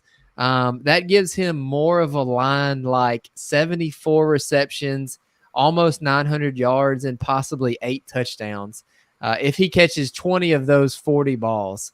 So I'm with Kyle. I think Curtis Samuel is being slept on a little too hard. But I did sell him today. So do as I say, not as I do. That's right. Once again, we're undoing ourselves as we get to the end of our argument. So let's talk about the defense here. It's a not great defense just in the fact that it's very young. This is completely remade. It's a defense that should be good 2 or 3 years from now as players develop. But there's still some nice pieces here for IDP. So let's hit on a few of them. K1 Short. This was, I believe, someone that Tom mentioned on the last episode to pay attention to, somebody not to overlook. He only played 2 games in 2019, but he's one of the lone vets on this defense. I've always liked Short. I believe he's underrated. If he's my defensive tackle too, I would be okay with that. Bobby, looks like you may be thinking the same in deeper leagues. Yeah, he's fine. Deeper leagues, we're good as a DT too. All right. So Brian Burns, Addy, this is someone that we think has a lot of upside this year in this remade defense. Again, one of the lone veterans of this group, played 43% of snaps in 2019. I think he was miscast a little bit as that linebacker. Now as a D end and Phil Snow's 4-3 defense, I like Burns a lot better this year. Absolutely. Yeah. He's, I think we could see him take a large step. Mm-hmm. Yeah, Bobo, it seems like the additions along the defensive line there, you think this is a potentially big year for Brian Burns. Yeah, absolutely. You know, I don't know that we're going to circle around and have some dark horse breakouts for this year. You know, we probably need to do that before the beginning of this year just to throw it back to the beginning of the big 3. But he would have the making of somebody who could maybe fill in the role of one of those dark horses. You know, you're adding Adam's favorite Gross Matos and Derek Brown. You know, he had 7.5 rookies as a sack. And y'all better hurry up and buy him with Hold your on, wallet. Bobby. Did you just say 7.5 rookies as a sack? I'm sorry, guys. I believe you did. And I'm just picturing a plastic bag now floating around the defensive field. That bro hungry. He ate 7.5 rookies just for a snack. There you go. Yeah. So yeah, he had 7.5 of something where stats get a little blurry at night. But yeah. Like Brian Burns for 2020. There you go. So go buy them with your wallet before you have to get out your checkbook, as you put here in the There notes, you go. Bobby. Thank you, Joshy. Sorry, forgot that part. I love that, Bobby. Wave your hat around. Wave your hat around. Is that original right there? You make that up? I come up with it all by myself. I love it. We have to just shout to get the blood pumping a little bit here as we near 10 o'clock. So let's keep it moving here, fellas. We're doing good on the pace. Shaq Thompson. We love Shaq Thompson. This is give us all the Shaq Thompson. I have him as my LB7. We've talked about it here. Kyle, what was the team with the most vacated targets on offense? It depends on which website, but it's either going to be the Falcons or the Texans. Falcons or the Texans. The equivalent for vacated tackles in IDP is Carolina. You're losing all of Luke Kuechly and Eric Reed's tackles. So we just love, Kyle, this is great. Look for opportunity and look for vacated tackles, because if there's no competition there in that certain position group and there are tackles to be had from guys that have left, that's how you end up with someone like Shaq Thompson. So, Addy, I just think this is the year just to let it rip with Shaq. Oh, for sure. I mean, that team was great. I think maybe the worst against the run last year. Mm-hmm. And, you know, having lost Kuechly and Reed and bringing in all these young guys, it's not going to get much better. So yeah, Shaq's going to be out there a lot. Shaq, I don't think he's that. I mean, he's not on Kuechly's level or anything like that. Mm-hmm. But he's just going to be out there. He's going to be the guy there. He's going to play 100% of snaps if he's up for it. So I think I have him like linebacker 4, maybe. Yeah, very high on Shaq Thompson. Bobby, I loved your note here. Yeah, Shaq's going to be breaking backboards all year. It's true. Just shattering them, just pulling them down on top of his head. So we had this really fun segment, Kyle, where we had my wife come out and rank the hottest, most attractive defenders in the NFL, and she settled on Tahir Whitehead as the most attractive defender. So give Tahir a little Google search here while we're talking. Give me your thoughts. She thought he had very much like a Calvin Klein underwear model type look to him, very like catalog, very, kind of this professional model type of appeal. So Very chiseled face. Yeah, Adam loves chiseled anything. That's his go-to adjective. What are you thinking? Are you seeing the pics? What do you think about old Tahir? He's a good-looking man. Yeah, Sir. that's where she came down. He went to Temple, so maybe he's got a Matt Rule connection too. So Exactly. Beautiful. Nicely That's done. why I didn't he even brought think him in, about I that. think. Yeah, he's like, hey, Temple guy's got to be a good football player. good-looking guy. Why not? Yeah, absolutely. We are very much like we love Matt Milano, another guy that was on the list of best looking NFL defenders. We are easily swayed by things that are very stupid. You will learn this about us as you tune in more to the show this year. And attractiveness of the defender, very important, Addie, in terms of criteria. Yes, sir. So I've got Tahir as my linebacker 36. I'd love to have him as my LB4, kind of a bye-week fill-in flex type of guy. Yep. But Super cheap. I think he's probably going undrafted a lot of places, honestly. So we can burn through a couple of these guys here. Next up, Dante Jackson. Remember when Dante Jackson was a thing? Bobby, you watched the all or nothing season with the Panthers. Remember Dante Jackson having these like explosive outbursts in the locker room? Bad look for him. It was not a good look for Dante Jackson. He was once upon a time a very hot IDP option. I know I had him the year. It was like him and the guy who's in New York now that used to be there. James Bradbury. Thank you. We're like cornerback 1 and 2. And I went and looked. Jackson was absolute garbage last year, CB61. So we're going to move on. This was a crazy stat. Did you all know that Trey Boston played 100% of snaps last year for the Carolina Panthers? He's just a journeyman. Not too surprising. Yeah. Hey, Josh. Yes. Did you know that a pig cannot stare up into the sky? Is that right? Yeah. I just thought we were going through some useless stats. That's and now I watched the movie Babe, and it seemed like the pig could kind of look up at the. Can't do it. It's a movie, Josh. It's a robot. It's a robot pig. That'll do, pig. That'll do. Love that, Bobby. There you go. On the nose. You are killing it with the references tonight. Kyle, have you introduced your kids yet to Babe, the early '90s classic with the talking pig? I have not. We did watch Mulan though tonight. Oh yeah. Is that the new Mulan or the cartoon? The cartoon. Okay, I was gonna say you got the talking. What is it? The talking bug? The talking little lizard? Yeah, the Eddie Murphy dragon thing. Yeah, there you go. I was gonna say I knew there was some kind of talking animal in there somewhere. So yeah, the new Mulan coming to Disney Plus. Oh, and you can rent it for $30. So there you go. A sponsor of the show, right? Absolutely. Oh yeah, we got that Disney Plus money. Can't you tell? It's tonight's sponsor. Yeah, exactly. So let's wrap up here, Bobby. One of our favorites, Jeremy Chin. He's the DB19 for me. Same argument as Shaq Thompson. Tackles galore, Addy. Yep. You got him in it. You got him even higher. I got him at DB8. Yeah. I mean, defense sucks. Chin will be counted on immediately. We saw Eric Reed. He averaged about 9 tackles a game, finished as a safety too. I mean, I think Chin's going to slot right in there. Mm-hmm. Yeah, Bobby, we know you love you some Chin. Oh yeah, and shout out to Addie, for that memorable, thank goodness that Carolina passed on the double M for the double N. Yes, sir. Beautiful mind. Beautiful mind. That's one way to put it. All right. So Kyborg, we appreciate you hanging in there. You doing okay? The energy. If you need to bop off to get some coffee, we won't. If you need to take if you want to just not, go ahead and head on out. If you just want to leave, we will not. handle We will the not rest. be mad. It's later where you're at. That's right. But we appreciate you hanging in there. We're going to roll through these next couple teams here. Well, this next team, we can't overlook the Tampa Bay Buccaneers. This is, I think it's going to be Addie's Super Bowl pick by the time it's all said and done. We may spend about 45 minutes on this one. Yeah. So the New Orleans Saints, obviously a team that has a lot of continuity. We're going to see some familiar names here on the projected starters. On offense, you have Drew Brees at quarterback, of course, Alvin Kamara and Latavius Murray at running back, Michael Thomas, Emmanuel Sanders, and Traquan Smith at wide receiver, and Jared Cook at tight end. At defensive tackle, you have Sheldon Rankins and David Onyemata, and Cameron Jordan and Marcus Davenport at defensive end. Demario Davis, Zach Bond, and Alec Anzalone at linebacker.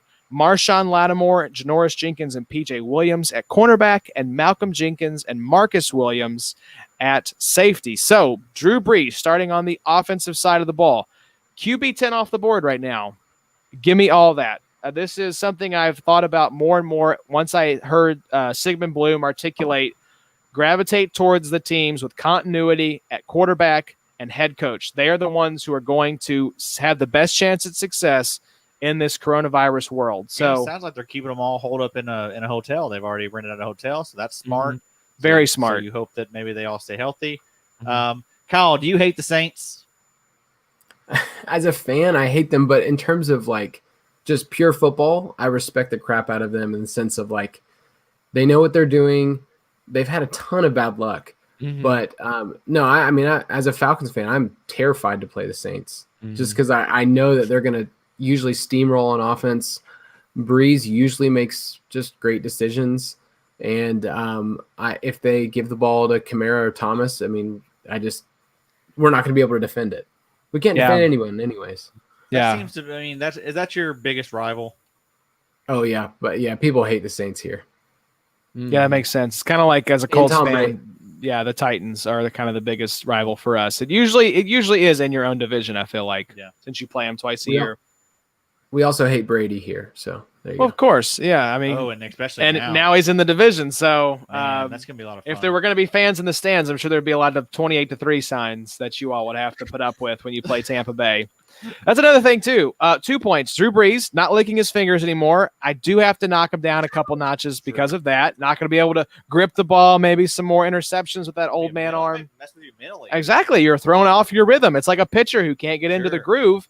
Also, all these like home field advantage stats that we talk about, like home and road splits, I feel like that's going to be very watered down this season because a lot of these stadiums you're going to be walking into have 0 fans.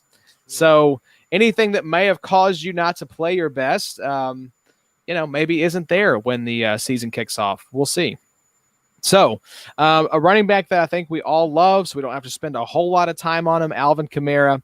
Running back 3 for me right now, but please, Taysom Hill, just stay on the sideline when the Saints get into the red zone, if you don't mind. We don't need you running in these, touchdowns or catching a pass from Drew Brees. That's my only kind of fly in the ointment with Kamara, Kyborg. Is there anything with Kamara that you're looking at that gives you any kind of pause, or is it just wheels up? I mean, it was a weird year for him last year. If you look like his 10 zone attempts, he had 34 10 zone attempts in 2018. He only had 14 last year. So it was just a weird fluky year. And he's had, if you look at his stats, he's had 81 receptions all 3 years, like exactly 81. But his ADOT last year was negative 0.35, meaning like most of his targets were behind the line of scrimmage. And so he just wasn't getting those giant open field, like 60-yard touchdowns that we're used to. So I think he's going to bounce back. I'd take him, as the RB4 right now, easily. Yeah, Bobby, I know you've said before, and it's a bit of a hot take, kind of like Kyle saying that Curtis Samuel was going to be a top 24 wide receiver. You think Kamara finishes as the RB1 this season? Preach at us. That's it. That's all it needs to be said. Well, some kind of argument might. CMC has a new head coach. They have a new, quarterback in Teddy Bridgewater. Bridgewater and his relationship with Alvin Kamara and kind of what they did last year in those couple games that Teddy played could probably be analyzed a little bit. And then Saquon, I think, is awesome, but I'm just not a big believer quite yet in Daniel Jones in that offense. So, man, I just think that Kamara is going to be Drew Brees' second best friend. I'll tell you who his best friend is going to be here in a minute. It's Taysom Hill. It's Taysom Hill. It's Taysom Hill's fingers. He's going to lick those instead. I saw a stat that Drew Brees has only completed one pass that traveled more than 35 yards in the air since 2017. Holy cow. That? No, where did that come from? I just saw it on Twitter the other day. I don't know if it's accurate, but I mean, it seemed like it. He doesn't go I don't feel like he's a big down the field kind of passer at this stage in his career. Mhm. No, I mean, I can't remember the last time. Like, I think Traquan Smith may have caught a long one or two. Ted Ginn. Yeah. Ted Ginn. Yeah. But it's been a bit, right? It's been a minute. All. I mean, truly, last year I don't remember any But bombs. No. shout out to Jason on y'all's Ballers show. Man, I was mowing, and I don't even know what episode it was tonight. But he was talking about how Drew Brees like loves all these records and like how he's going to be like really chasing a bunch of these hard this year. So, man, Drew Brees could honestly be like a top. Man, I don't even know, like a top 3 quarterback. I don't care that he doesn't run the ball.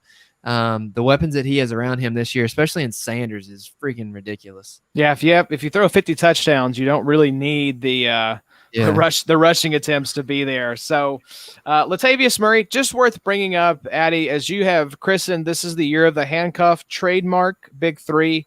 It seems like Murray would be a high priority target. If you're looking at, what happens if this guy goes down? It's a nice little stash to have. Yeah, I mean, if you look at the games last year when AK went out, I mean, he was huge some weeks, like finishing like top 3, among running backs. Yeah, talented Did guy. that a few times, I believe. Yeah, nice backup there in a high-powered offense. Michael Thomas, let's talk about another guy, kind of like Christian McCaffrey, was a league winner last year. Another fun stat, I teased it earlier, scored 100 more points last year than the wide receiver 2. Wowzers. That is simply incredible. Any kind of, as you've been doing this research, Kyle, to get ready for both the DFS show and your editor-in-chief duties, anything that has jumped out to you that would give you pause or make you reconsider having Michael Thomas as your wide receiver 1 right now? One, he's only 27, so you know what that means. Grown man strength? Yeah, that's exactly what it means. I mean, I don't think he can sustain 149 catches, especially with Emmanuel Sanders in town. I wonder if how defenses like look at him this year. I know he can get open at will, and if you look at his route tree, like in reception perception, it's just like green. It's just like every single part of it. This guy knows how to get open, but he's not really running those 9 routes. So like not really running posts. So you're looking at somebody who's like drags and curls and it works. So I could see the yardage going down a lot more as well, but he should be the first wide receiver drafted. I mean, I think Julio's like the player that I could just see like blow up. And I think Devontae Adams, if somebody drafted him as the wide receiver 1, I have no like issues with that, but Thomas is the safe pick. I probably wouldn't draft him until about the 7th or 8th pick. Right now, I'd rather pick 5 or 6 running backs before him, but yeah, he's the wide receiver 1. And I think one of our stats was he scored more in his home games than Odell Beckham did for the entire year. Wow. So Ouch. there's only eight games. And the Saints were awesome on the road. They were 7-1 on the road the last 2 years as well. So like this is a freaking good team. Mm-hmm. Yeah, that's a searing indictment of the Cleveland Browns operation in 2019. Good Lord, turning Odell Beckham into a punchline stat right there. That's not a good look there, Freddie Kitchens. What's Kitchens doing right at this moment, Adam? What do you think? He's probably naked on a beanbag somewhere. with Cheeto dust on his fingers, for sure.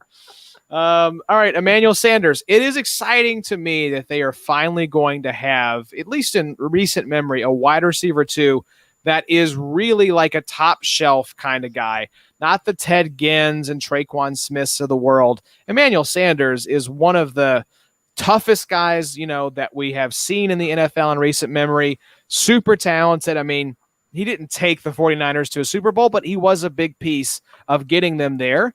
And so I'm really excited. Kyle, I know the Ballers, I think it may have been Andy, they were a little bit down on Sanders in New Orleans this year. How are you feeling about the newcomer coming down to the Saints? I think this is one of those, we like him better as a football player than for fantasy this year. I saw that you drafted him in our listener league. I remember because I had him queued up. Josh, he's on your team. So I don't mind him as like a wide receiver 4, but I think like when we think of Sanders, we're like, okay, this guy can just be a wide receiver 2. You know, he's a PPR machine. I mean, he had some monster seasons for those Broncos, but I just think that it's not there. And Breeze actually isn't the volume passer that we used to. Like if you look at their games, if you just look at Vegas totals, like they were under in a ton of games last year, like way more than you would think for Saints games. And so he's going to go after those records. Like Breeze is going to go after that, but I can't see Sanders, getting peppered. Like if he hits over, I don't know, 110 targets, like that's an awesome season for him. But I can't see that happening. Yeah, Addy, I know you've been a Sanders believer and Sanders truther for a while. Do you like his setup more this year in New Orleans than what he had in San Francisco last year? Yes, I think so. I mean, I like the quarterback better. I like Breeze over Jimmy G. Yeah, I think Emmanuel is going to be pretty solid this year. I do think that he's gonna eat into Michael Thomas's targets. And I guess back on Michael Thomas, I mean, really everything lined up perfectly for Thomas last year to lead the league in targets, the way he did. That's going to be a lot tougher to do this year with the healthy AK and Emmanuel Sanders coming in. But yeah, I mean, big Sanders fans. There's just so many good receivers, so that's where it's kind of tough to like pencil him as a top 24. I mean, I like him, but I don't, like Kyle said, I don't really want him as anything more than my wide receiver 4. Yeah, it's where you draft him. Yeah. Don't be blinded by the name and the landing spot. Really look at, okay, what's the most likely outcome for him in this offense? And it's not a top 24 finish. Yeah. Unless Michael Thomas goes down, then maybe we can talk about it. But moving on to Traquan Smith, Bobby, I'm just going to let you take this here because I really loved your comment on Traquan Smith. I just hope he brought a coloring book to use on the sidelines. Yeah, not a phone or a little tablet to watch that, just a coloring book. So we know what you've been doing, while you're eating your morning bowl of cereal, Bobo. That's it. Absolutely, Josh. Grabbing the nearest coloring book. I truly don't mind Traquan. I mean, I thought you were going to say, I truly love coloring books. I do like coloring books. They're a lot of fun. Isn't Traquan the one last year that Breeze looked at him and was like, dude, I like you. Like, I trust you. Is that him? I'm not sure. No, that was his fingers. He was talking to his fingers. I don't know. I thought he had one of those guys that he was talking about that he had faith in. It might not have been Traquan, but anyways. Yeah. Jared Cook, he was the tight end 7 in 2019, kind of surprisingly. Kyle, do you think we could see an even higher finish in 2020? Or is it kind of like the wide receiver position where there's just so many other guys this year that we expect to rise up that inevitably that's going to bump Jared Cook down? Yeah, if you think that he's going to get the touchdowns like he did last year, especially the second half, then like he's worth a shot. He just has such low volume. I think he averaged like 4.5 targets per game. And the tight end landscape, that's not too bad. Here's a stat for you. 21% of his catches were touchdowns last year. So, I can't bank on that happening again. Jared Cook's actually from around here. I saw him play in high school. So I feel like, and he's always had this kind of like same like underwhelming feeling in terms of fantasy. And I feel like people are buying into him now, but the dude is old. He's getting up there. He can run seam routes. He's a yards per reception guy. So like he has these giant kind of totals at the end of the year, yardage wise. But I have not drafted him in one league this year. I'd rather take a shot on like Fant or Jonnu Smith or Hayden Hurst or Gesicki, because I just feel like there's a chance for them to blow up where I just can't see Cook getting more than like 45 to 50 catches. Mm-hmm. Yeah, that 21% catches for touchdown, that's an insanely high number. Yeah, it's crazy. Yeah, I mean he's still pretty cheap. I guess he's a decent like streaming option for you if you carry 2 tight ends. Yeah. I think I took him as my tight end too in the listener league. For Dynasty, I'm really excited about Adam Troutman. I think he's going to be really good there. Yeah, I think you're speaking Bobby's love language. Bobby, do you have on your main our main league here, your roster of rookies, where you No. own about 50% of the 2020 class? You don't have Troutman? No I've Troutman. got Troutman everywhere in like pretty much every league I'm in, except Yeah. RSO. Yeah, I don't know if Troutman is necessarily like rosterable this year, but I think he's probably going to hurt Cook a little bit. I think Troutman will see the field some this year and All take right. away one of Jared Cook's 21 targets, whatever Kyborg just said. 20. That's exactly what he said. 21% of finger licks. So I'm all about the finger licking right now. I'm thinking about fried chicken and how good it is. So let's talk some defense here. And gosh, this offense, obviously, we know it has got some serious firepower, but this defense, Addy, is pretty nice as well.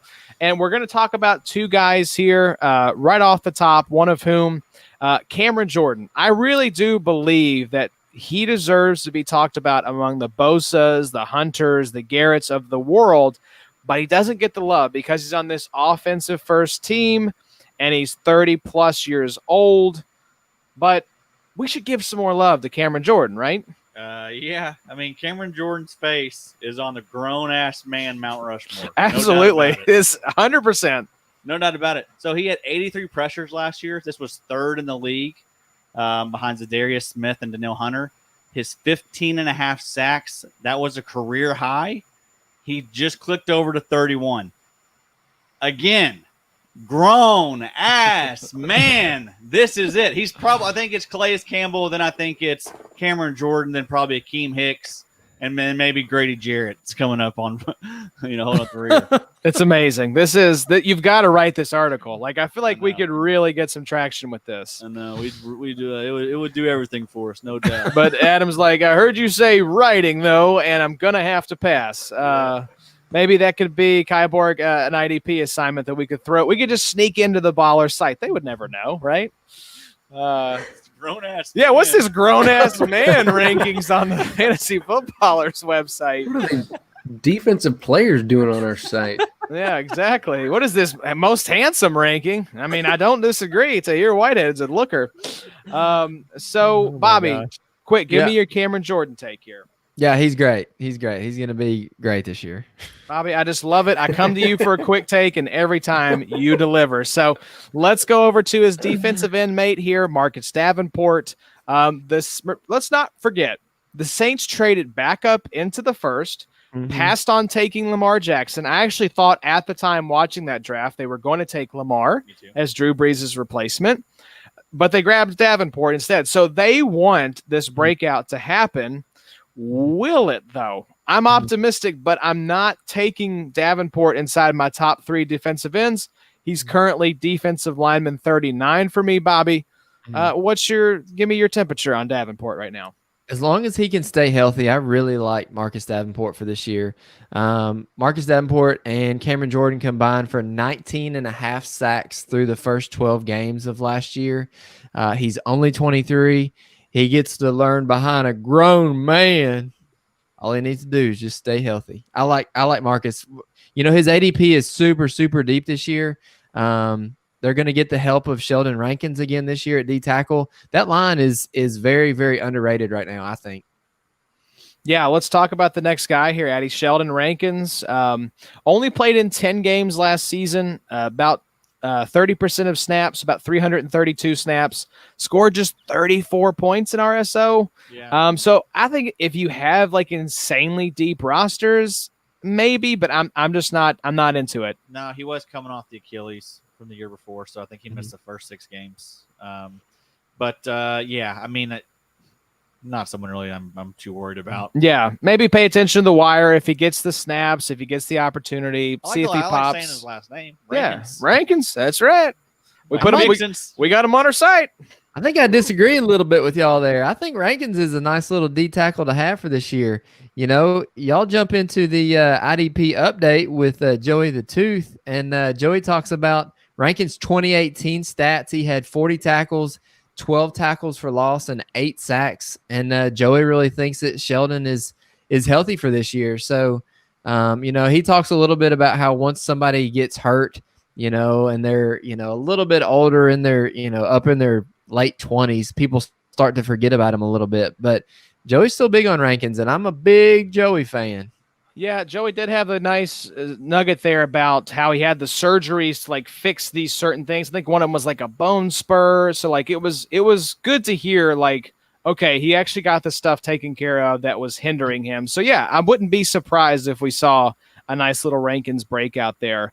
Demario Davis, I've said it before. I think that Cameron Jordan, Demario Davis might be the most kind of underappreciated, disrespected duo on any NFL defense.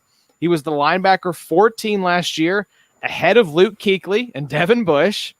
We all, strangely enough, have him as the LB20. But, Addy, what are the odds that he finishes higher than that? Probably pretty good. Yeah, I mean, right? He's gonna be the guy on defense that gets the most tackles. Yeah. He's always gonna, outperform where he's drafted. That's just kind of been his thing the last few years. So. That's right. Bobo, give us your take here. Yeah, love it. He had 4 sacks weeks 10 to 17 to the end of the year. He's just one of those guys that's not a super fancy name, but he just produces. Yeah. So Zach Bond, Bobby, I know this was a guy you wanted to talk about. I think you have Zach Bond, right? I do. Yeah, I do have Zach Okay. Bond. So this year. Interested for Dynasty, not for redraft. What do you like about Bond that made you want to acquire him? Yeah, I mean, it's just one of those, we're in Twitter hype season right now, and all the, coaches are just saying that he's doing and saying the right things. And we'll get to it real fast, but I don't think Kiko Alonso or Nigel Bradham are going to be anything for this year. So I think Bond actually probably sees the field a little bit more for 2020 than we think, but he's definitely a nice little dynasty stash. Yeah, I'm not interested in Kiko Alonso unless you get points for ejections. Kyle, I know you remember that hit on Joe Flacco where Joe got up looking like he just woke up on a couch after like a fraternity house bender. I feel like Kiko Alonso has been on like 4 teams. Didn't he get traded from LaShawn McCoy that one year? Yes. Yeah, he's on the Eagles, the Bills, the Dolphins. Yeah, he's been all over the place. Saints. Yeah, not a beloved player in any respect by much of anybody. So we hate him.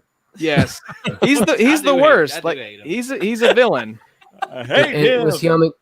Was he in the good looking awards? Like did he Absolutely make it? not. Absolutely not. No, that's the one named Kiko. Kiko Alonso. He ugly. So let's talk about Malcolm Jenkins here. Addy, as we know, the dude got paid a lot of money. Yeah. He's the really only option there. Von Bell, don't forget, safety 7 in 2019. So if we like Shen inheriting this opportunity from Eric Reed, you have to like Malcolm Jenkins, even as an older player, stepping into that Von Bell role. Definitely, yeah. And I got him as my safety 2 in the listener league. I'm sure it was after safety 20.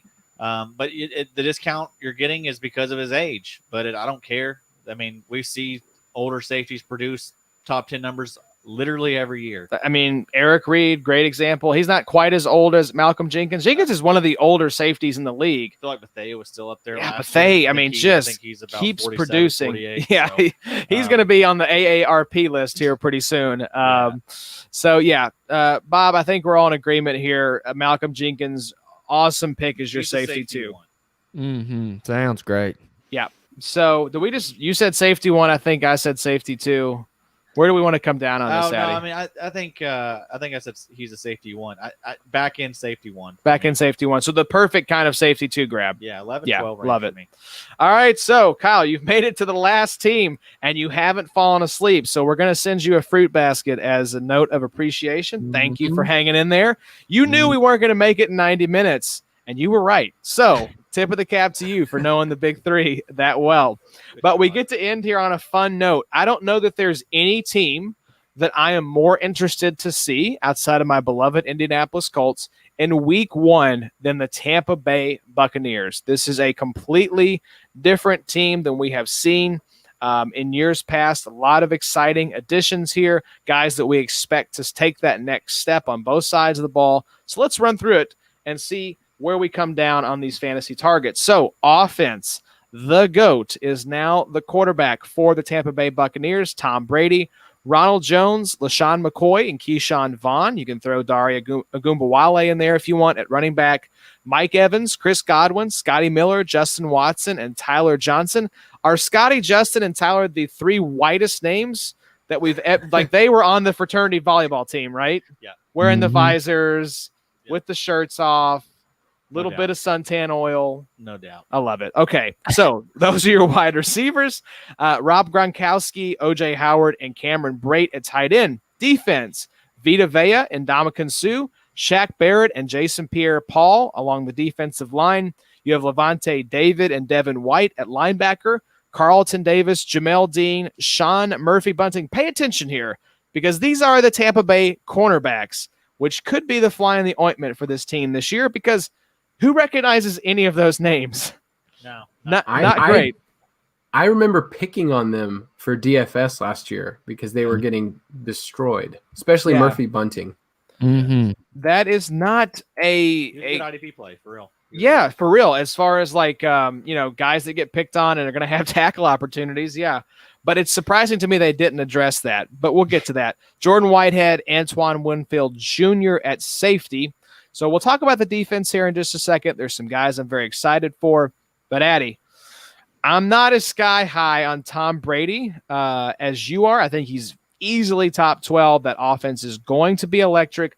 And I know there has been concerns. What if this whole Tampa Bay thing just goes totally off the rails? Tell me the last time that's happened with a Tom Brady-led offense. Point to 1 year where they have been a total train wreck. Yeah, I mean, obviously this is a totally different situation. New coach, new team, all that stuff. But it's Tom Brady, and I mean, Bruce Arians is gonna make it tailor-made to what he wants to do, and we've never seen Tom with this type of talent around him. Yeah, you boys know I'm excited. I think we're looking at 5,000 yards and like 40 touchdowns. It's going to go up, Kyle. You watch. He'll be saying 6,000 yards and 60 touchdowns before this pod's over. Let me ask you this, Kyle. This is, I think, a good litmus test.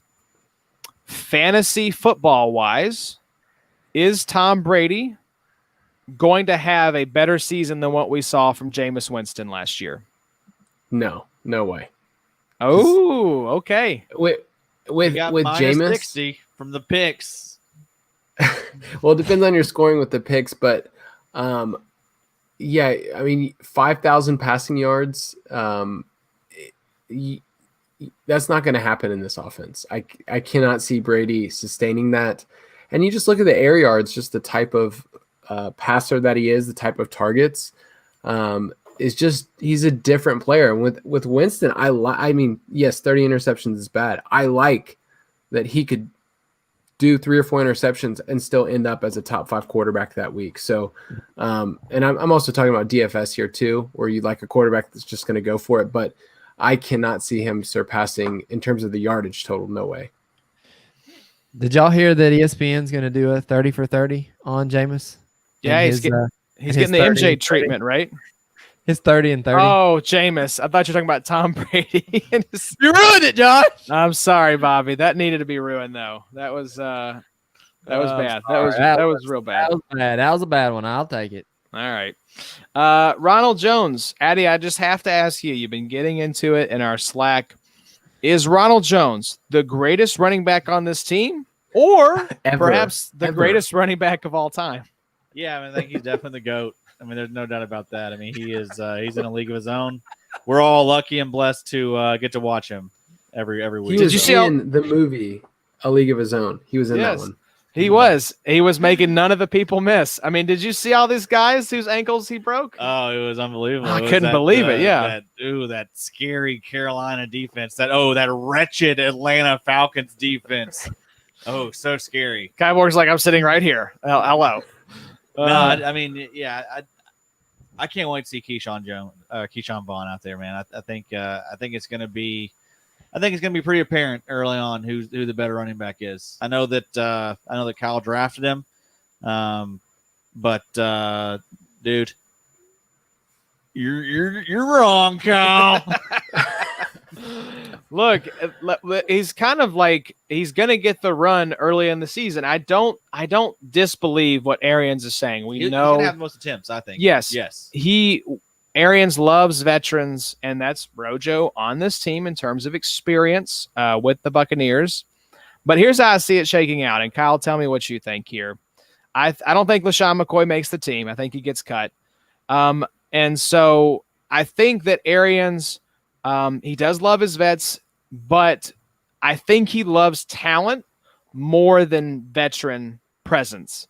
And for me, the winner in that category is Keyshawn Vaughn. So at the end of the season, when you're playing in your fantasy championships, I think Keyshawn Vaughn is going to be the guy on the field. If you want to give, Dari the handcuff status, that's fine. Maybe Ronald Jones does lead the team in attempts, but I think that fantasy-wise, I want to have Keyshawn Vaughn. What say you, Mr. Kyborg? Yeah, I have Vaughn in Dynasty in a couple places, so I like him a lot for the future. And I think that takes right, where at the end of the year, Vaughn could be more valuable. To me, it's the attempts. Peyton Barber had 22 red zone attempts last year, including 10 inside the 5. I think that's going to be Jones. In this listener league, I drafted Jones, I think the end of the 7th round. So at that point, as my RB4, I felt fine. I think where people are doing it wrong is where they're hyping up Ronald Jones. They're taking a 0 RB type strategy and they're shooting for him in the 6th round as their, RB1. And that's just not something I want to do. Whoever is in on passing downs who can protect Tom Brady, that's the player that I honestly want. And I think long-term it's Vaughn. But, Arians has said a lot of stuff about Ronald Jones staying on the field. He hasn't been a great pass catcher in the NFL, but if he gets that early on and has that kind of steam, and stays with it. You remember David Johnson's rookie year? Arians refused to put him on the field. The dude was returning kicks. He was awesome. Yeah. And still and the whole year he didn't put him in. And so he might just be hard-headed like that. He definitely is. We know that that's true. He loves veterans. He also doesn't beat around the bush. He does not kind of try to pull the wool over people's eyes here. It's just, I don't know. Just with Keyshawn Vaughn, it feels like you can't win because, everyone's been talking shit about how he's old. He's already 23. It's like, well, dude, when's he? If he's old now, when is he ever going to get his opportunity? Mm-hmm. Yeah. Isn't now the time? Are you going to wait on Keyshawn Vaughn when he's 25? Yes, I don't know, man. Now's the time to cash in. They're going 5 picks away from each other, and Jones is probably going to rise up the draft boards. But earlier, they were pretty close to one another, so you kind of just had to pick who you think the guy was. Yeah, I don't have either in redraft. I have a lot of Keyshawn in Dynasty, but I don't know that I want it. I don't know. I don't think I want it in redraft. I think it's one of those, we're just bored. I've said this before. Yes. We just get bored in the offseason, and a guy that we all loved coming out of college, great landing spot. Bruce Arians wants a pass-catching running back. Oh, my gosh, here's Keyshawn Vaughn. This is great. And then we're just like, you know who sucks? Keyshawn Vaughn. Screw that guy. We're out on Keyshawn. He's last month. It just happens. We do this as fantasy football fans. So, Bobby, I don't know. What's your take? Let's wrap up here with how do you think this backfield shakes out? Keyshawn Vaughn, so hot. Want to touch the hiney. That was incredibly uncomfortable, and I'm probably going to edit it out of the final episode. I appreciate the reference, though. Thank you, Borg. Great movie. Thank you. That's maybe one you wait on to introduce the kids to. Here's the debate though, is what happens when Tom Brady goes over to Arians and he's like, dude, get Rojo out of here. I want somebody who I can throw to out of the backfield, and it's not going to be Dare Agumbawale. Because Brady only has so much time, and I think Arians knows that. Yeah. Oh, they love Rojo so much that they brought in Keyshawn Vaughn and LaShawn McCoy. Yeah. Thank you, Adam. Thank you, Adams. That's how we end up with LaShawn McCoy's corpse out there, Mr. Inactive for the Kansas City Chiefs world champions. Also, insert Cam Akers joke right here. We won't do that to you, Bobby. So this next 2 players here, I'm really, I don't know, confused, torn. I don't know what the right adjective is, Kyborg. Help me understand these Tampa Bay wide receivers. How should we be valuing them? Who should we be drafting ahead of the other? What should our expectations be? Help me make sense of the Chris Godwin and Mike Evans. I just don't know what to do. I feel like Evans is just getting buried in a lot of drafts. I think we forget the first, weeks 1 through 14 last year, he was the wide receiver 3 behind Chris Godwin. Like he was right there. And so you remember he got injured like on a TD catch and then had to come out. So, I think his chances of ending up ahead of Godwin are there. Godwin, the role that he plays, he took, 63% of his snaps were in the slot. That's what Brady's used to, is those type of routes. And so that's why I think a lot of people are just kind of imbuing those targets on Chris Godwin, whose real first name, by the way, is Rod. So his real name is Rod Godwin, by the way. Oh, why did he not go with Rod? I mean, that's a sick Rod name, God. Rod God. Yeah, Rod God. I'm Rod Godwin. God, I love that. We got to get that movement started. Wow. Rod and Rob. Ooh. There you go. Well, did you So- another fun fact? Did you know that Julio Jones' first name is Quintoris? Quintoris Lopez Jones. Not making this up. It is Quintoris. A lot of missed opportunities what- here. That's one of my favorite things to throw in our show doc. So like Hayden Hurst, like in our show doc, it doesn't say Hayden Hurst. It says Hayden Randall Hurst. He would be a Randall middle name. That just fits with that hair. Yeah. All right, so but yeah, the wide receivers, I'm actually passing on Godwin in drafts because he's going as wide receiver 4 or 5 in a lot of drafts, and I don't feel comfortable where he's at. yeah, that's probably the play, right, Addy? Just let Godwin slide on pass, grab somebody else, and then pick up Mike Evans later if you like this Tampa Bay offense. Yep. Yeah, I think Mike Evans is going like in the 3rd round in most drafts that I've been in.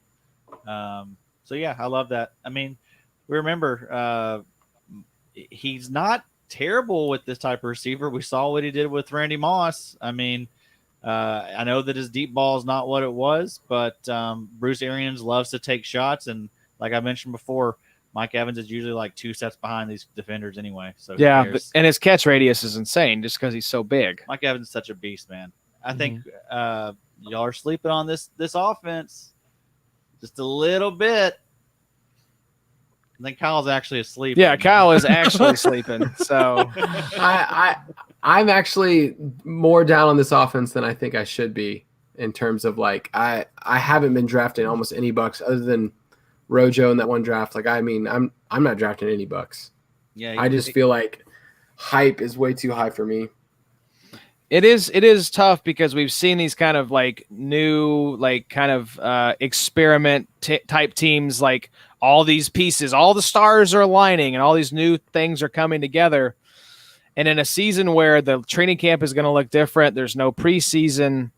Yeah, I think that's worth mentioning. But again, I've had the same doubts, Kyle. I'm like, we've seen this fail a lot in NFL history, the super teams, if you will. But it's Tom Brady. It's Bruce Arians.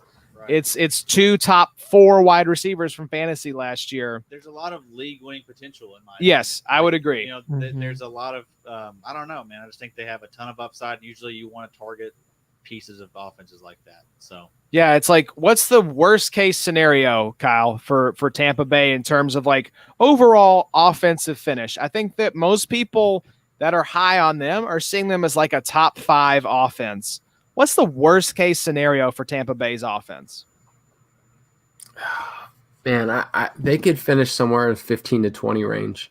Yeah, that was in my mind. They're no worse than a top 20 offense, right?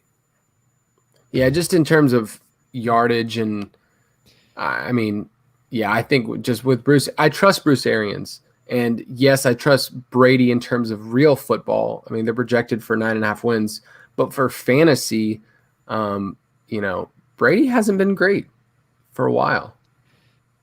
no, but I don't know. They're just going to be in shootouts. I think they were able to win differently in New England. Yeah, much better defense in New England. Right? And Belichick just knows. He just knows how to win games. Win ugly, For sure. He's proven that his whole career.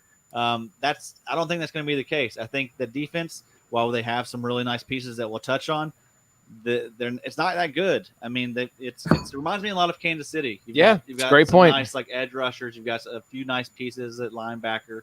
But outside of that, pretty thin. Yeah, not a great unit. Not a unit I want to go to battle And with. they're going to be going up against a lot of good offenses. That's right. Jameis was the QB4 last year. Let's not forget that. With 30 picks. 626 passing attempts for 5,100 yards. How many? So 30 touchdowns for Jameis? 33 touchdowns to 30 interceptions. 30 interceptions. That's just incredible. That's just what's crazy, man. What if 10 of those were touchdowns? He's probably still a Tampa Bay Buccaneer. Yeah, exactly. Yeah. If he doesn't end the season on a pick six, he's probably still a Buck. That's what's so crazy. So, all right, we've talked about the wide receivers, the running backs, the tight ends. This is kind of an interesting situation as well, Kyle. I'm curious your take. I know we're all excited to have Robert. I always want to call him Robert. I don't know why. I'm trying to class him up a little bit. From you guys are buddies. That's right. I call him Robert in this Sode Shack. It's fun to have him back in the mix, away from New England. He's a bottom end, like top 12 guy for me. But then you have O.J. Howard and Cameron Brate in the mix as well. And in my mind, when Gronk is injured and O.J. Howard gets benched, you're going to see this Cameron Brate have some relevance here. Kyle, talk me off the ledge here. I don't know what's going on.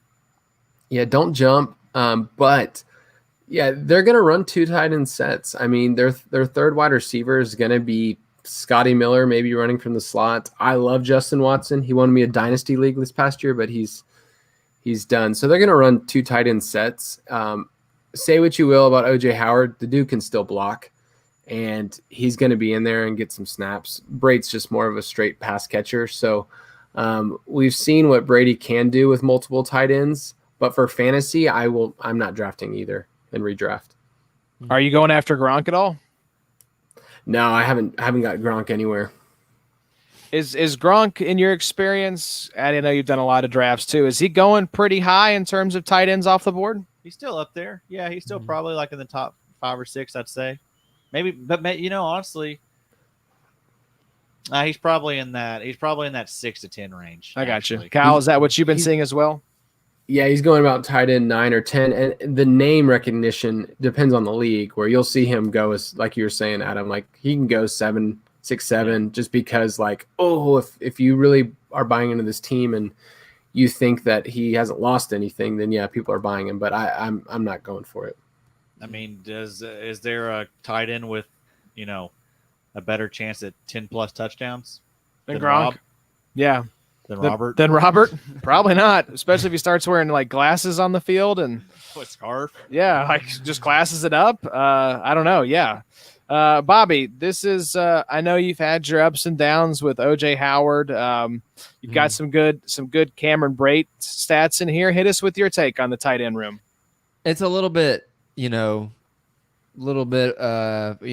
rewind of Tom Brady's career. 2011 was a little while ago, especially if 2020 this year. But Gronk and Aaron Hernandez that year combined for 169 receptions for 2,237 yards and 24 touchdowns. And that roster also had Wes Welker, who caught 122 balls for 1,500 yards. Deion Branch had 52 catches for 700 yards. And when Gronk and Hernandez were both on the field, Brady had 31 touchdowns. Now, that's 2011, and it's 2020. But I agree 100% with what Kyle's saying, that I do think that Tampa Bay is going to run out a bunch of two tight end sets. Now, whether it's Gronk and O.J. Howard or Gronk and Brate or freaking Brate and Howard, honestly, I think all these guys are equally unownable. I don't want any of them. I'm with Kyle as well. Except for Gronk. Maybe on Gronk. I don't know. I mean, I like Cameron Brate just because of the make Cameron Brate again. That's true. That was one of my favorite slogans that's come really out. Maybe the last year for it. Yeah, let's hope. Let's hope. All right, so that was the offense. We're gonna whiz through the defense because Kyle's slipping. Right, yeah, he's slipping deeper into the chocolate river. So Shaq Barrett, Addy. I'm saying don't pay for 2019 stats, but don't discount them either. Like, we can't just write this off as a total fluke. He's LB 43 right now for me just because of the LB designation. If he was defensive line, probably top 30. I wouldn't actually look to where I'd have him. and he was right around 29 or 30. So yeah, I mean, I'm not gonna project him to have what do you have? 19 sacks, I'm pretty 19 sure. Yeah, so I don't think that's gonna happen again. But I mean, I'm not gonna, I don't think he's gonna have less than 15. I think he actually is really good. He's got a lot of help there on the defensive line. So yeah, I mean, and the way that the games that they're gonna be in, they're gonna be in a lot of shootouts and be on the field a lot. Yeah, I like Shaq Barrett a lot. Yeah. Jason Pierre-Paul, this is your baby. Love Jason Pierre. I'll let you speak to the 8-fingered wonder. Yeah, this is probably my favorite late target. I mean, he just, he's going outside of the top 25. But I think, I'm not going to be surprised if he's better than Shaq this year. Ooh, a little bit of a hot take there. Yeah. Yeah, Bob, are you in on the JPP experience? Sounds great. He's cheap. Let's He's cheap, on. and he has 15 sack upside. I mean, it's a no-brainer in my opinion. That's right. He's cheap. He might be unowned right now, honestly, in most leagues. It's true. He's really deep in drafts. If he's unowned, go snatch him up and send us a screenshot. People just forget about him. Mm-hmm. So Vita Vea, 66% of snaps last year, yet he finished as D-tackle 41. One of these guys that's a better NFL player than an IDP. I wouldn't say roster Vita Vea. I would say, however, roster Ndamukong Suh, D-tackle 13 last year. He is the D-tackle I want from this team, Eddie. I don't mind Vea. I mean, he actually had 49 pressures last year, which was up there for defensive tackles. That actually was more than Grady Jarrett, like we mentioned. So, yeah, he just didn't get home on a lot of sacks. But really, really good, really underrated. Also good hair. That's what it is. You can't stay away from the hair. You get him in a Head and Shoulders commercial.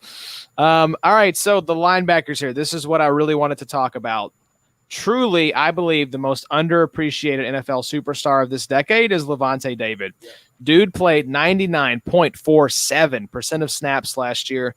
Finished as the slacker. I know, right? What was going on that other, 5.3% of the time? So 0.53% of the time, excuse me. I've got him as the LB10. I love him if he's my linebacker 1, Addy.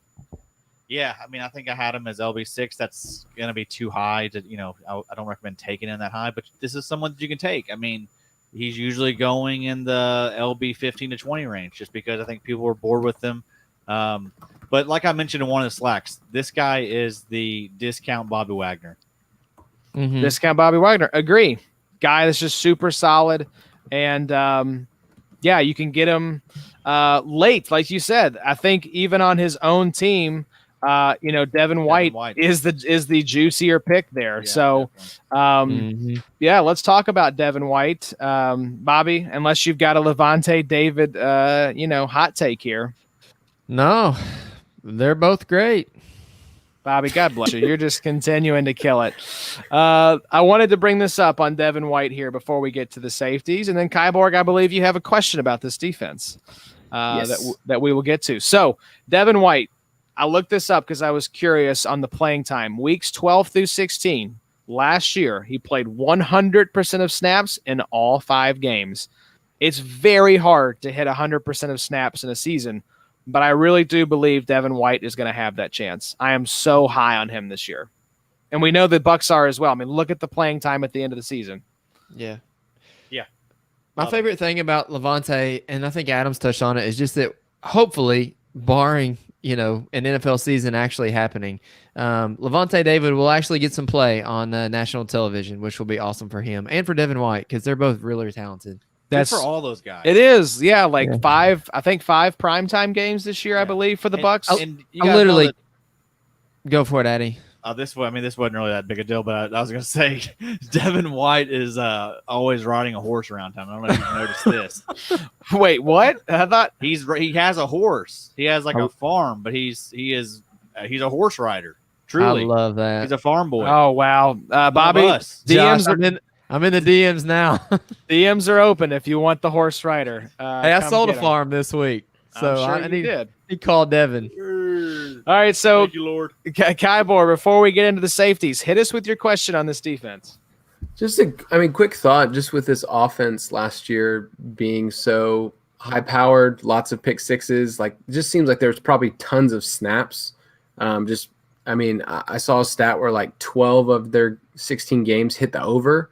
So my question is IDP question of, does that mean that there's opportunity because there's just so many snaps that this defense is facing because they're just always on the field?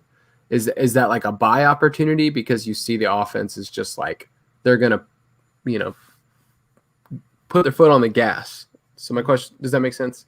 Mm-hmm. Yeah, and this is actually something that we talked about with Tom on Saturday's episode that was a good eye-opener for me, at least. I think there's this perception that when an offense that the offense and defense snap counts is kind of a seesaw. And Tom has done the research, and there's no evidence to suggest that bad offense means the defense is on the field a ton or vice versa. So that's something that was kind of eye-opening to me. Now, I think that there is opportunity here because you have guys that are candidates to play 100% of the snaps. You have guys that are locked in. So I don't know that there's necessarily, I want to draw conclusions, Addy, from the offense and whether they're going to be on the field a lot, but I do like some of these targets. Yeah, I mean, I think the guys that we think will regress will be like Shaq Barrett, but there's a lot of guys that have, I think, an opportunity to take a step forward. I think Levante David is going to be very safe and to be a consistent linebacker one. Same with Devin White. But we talked about JPP. I think he has a chance to go up another step and to finish as a top 12 option. So yeah, I mean, fun team. But I don't know. I think Josh kind of hit on it. There's not really much correlation to it.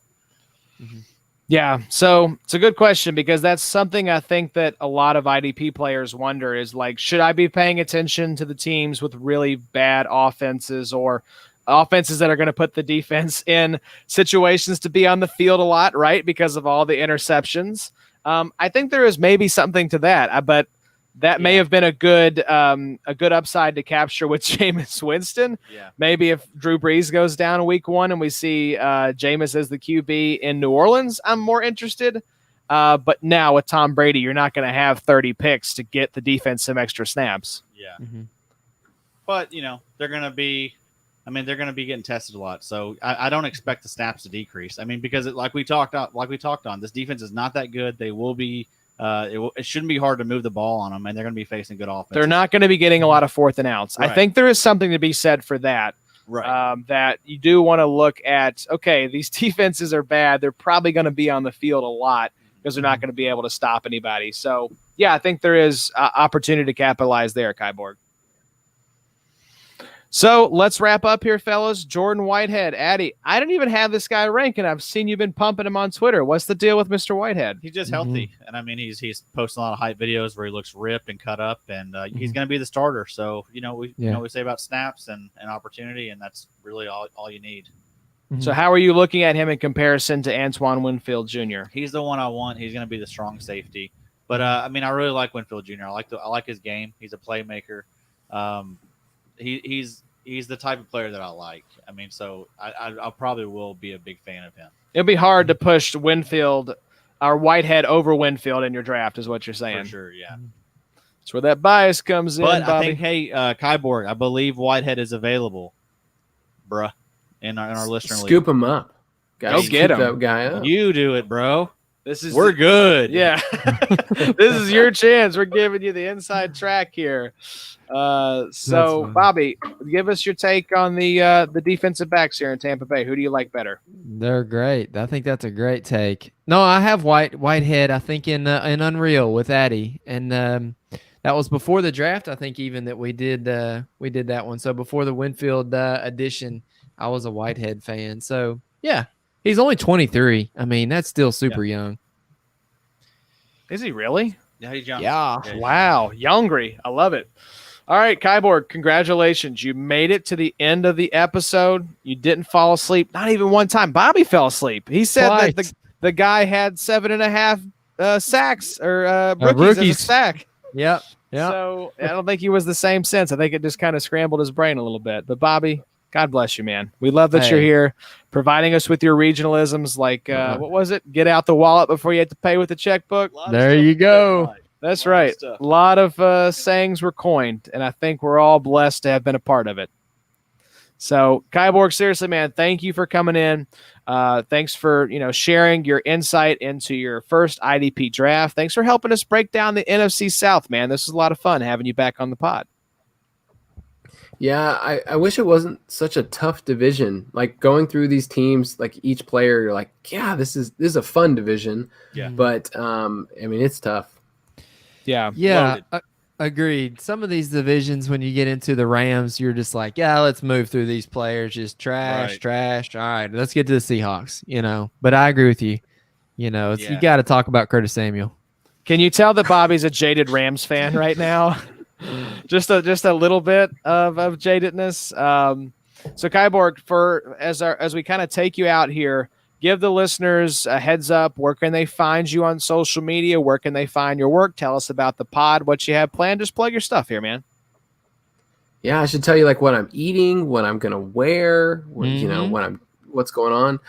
Yeah, on Twitter I'm at Kyle_Borg. And I get to edit all of our content on our website. We have lots of great stuff, including one of my favorite series we do this month is the Fantasy Court series. It's like one of our favorites on the podcast where Brooks gets to be the judge. And then every week coming out on Fridays, we'll have the Fantasy Footballers DFS podcast with me and Matthew Betts. So starting next week, that'll be every week hopefully when football starts too.